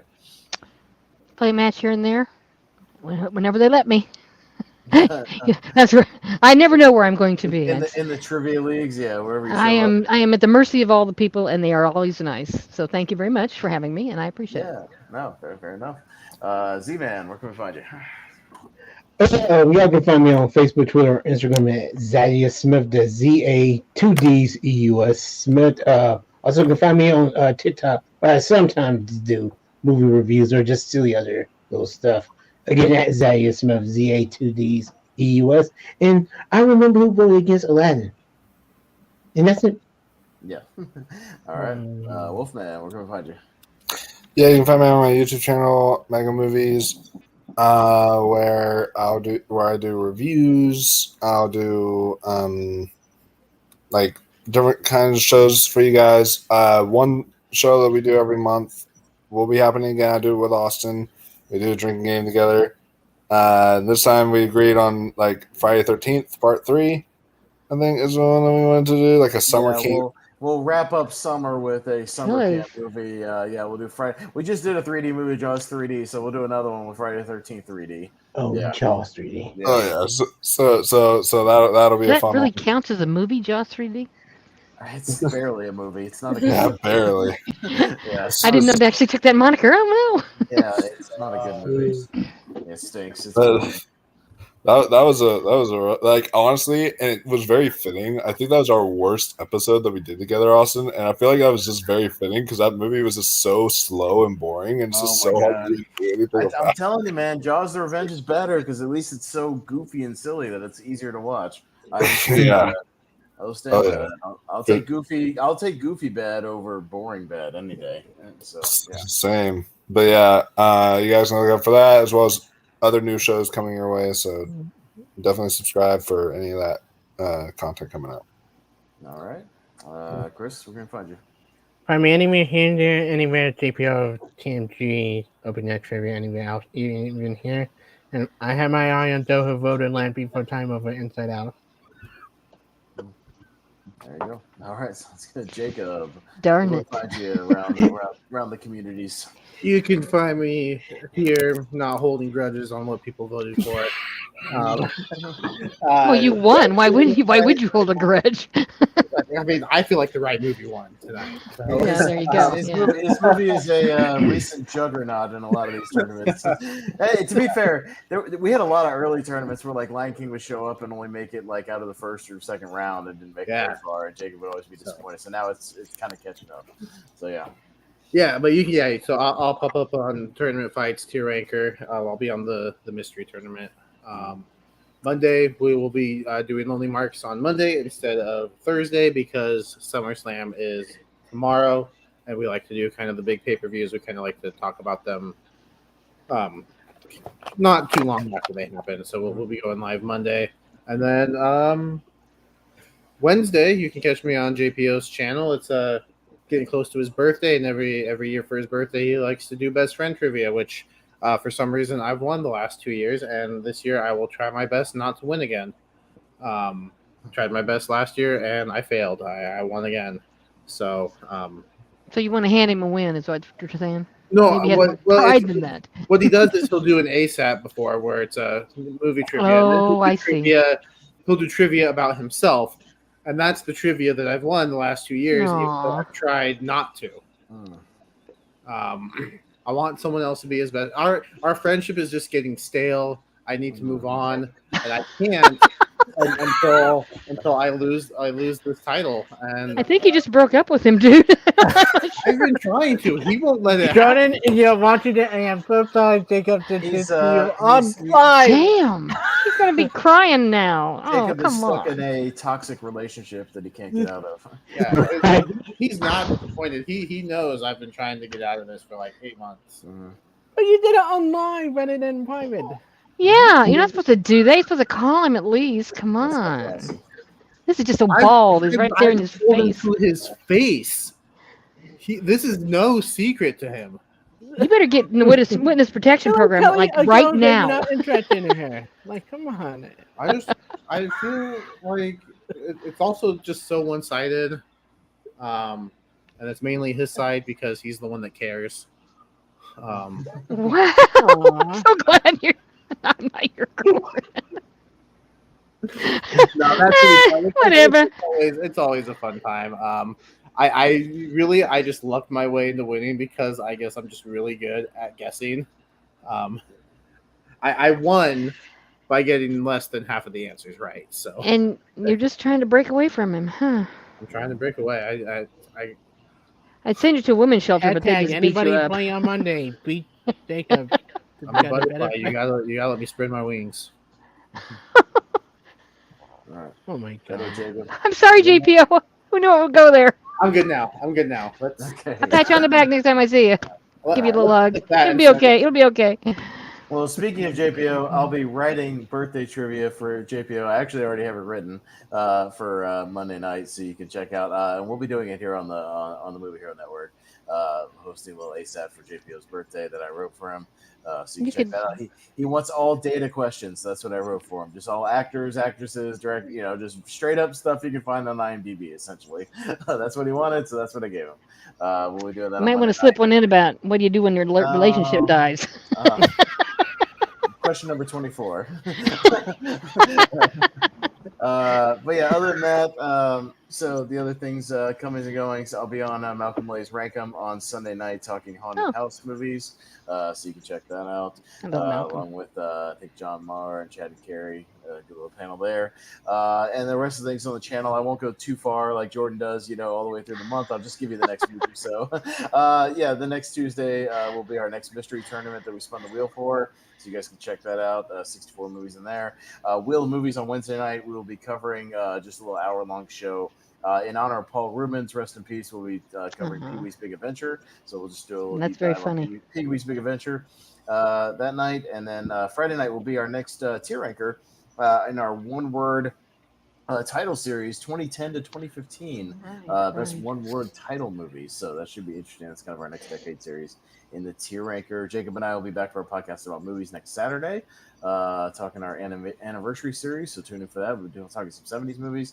And Seen and Heard Trivia will return not this Sunday, but next Sunday, the 13th. So the Seen and Heard Trivia will be back and see if any of you guys can take me down. Good luck.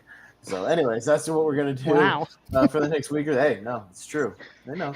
People, they know. But I've learned a lot.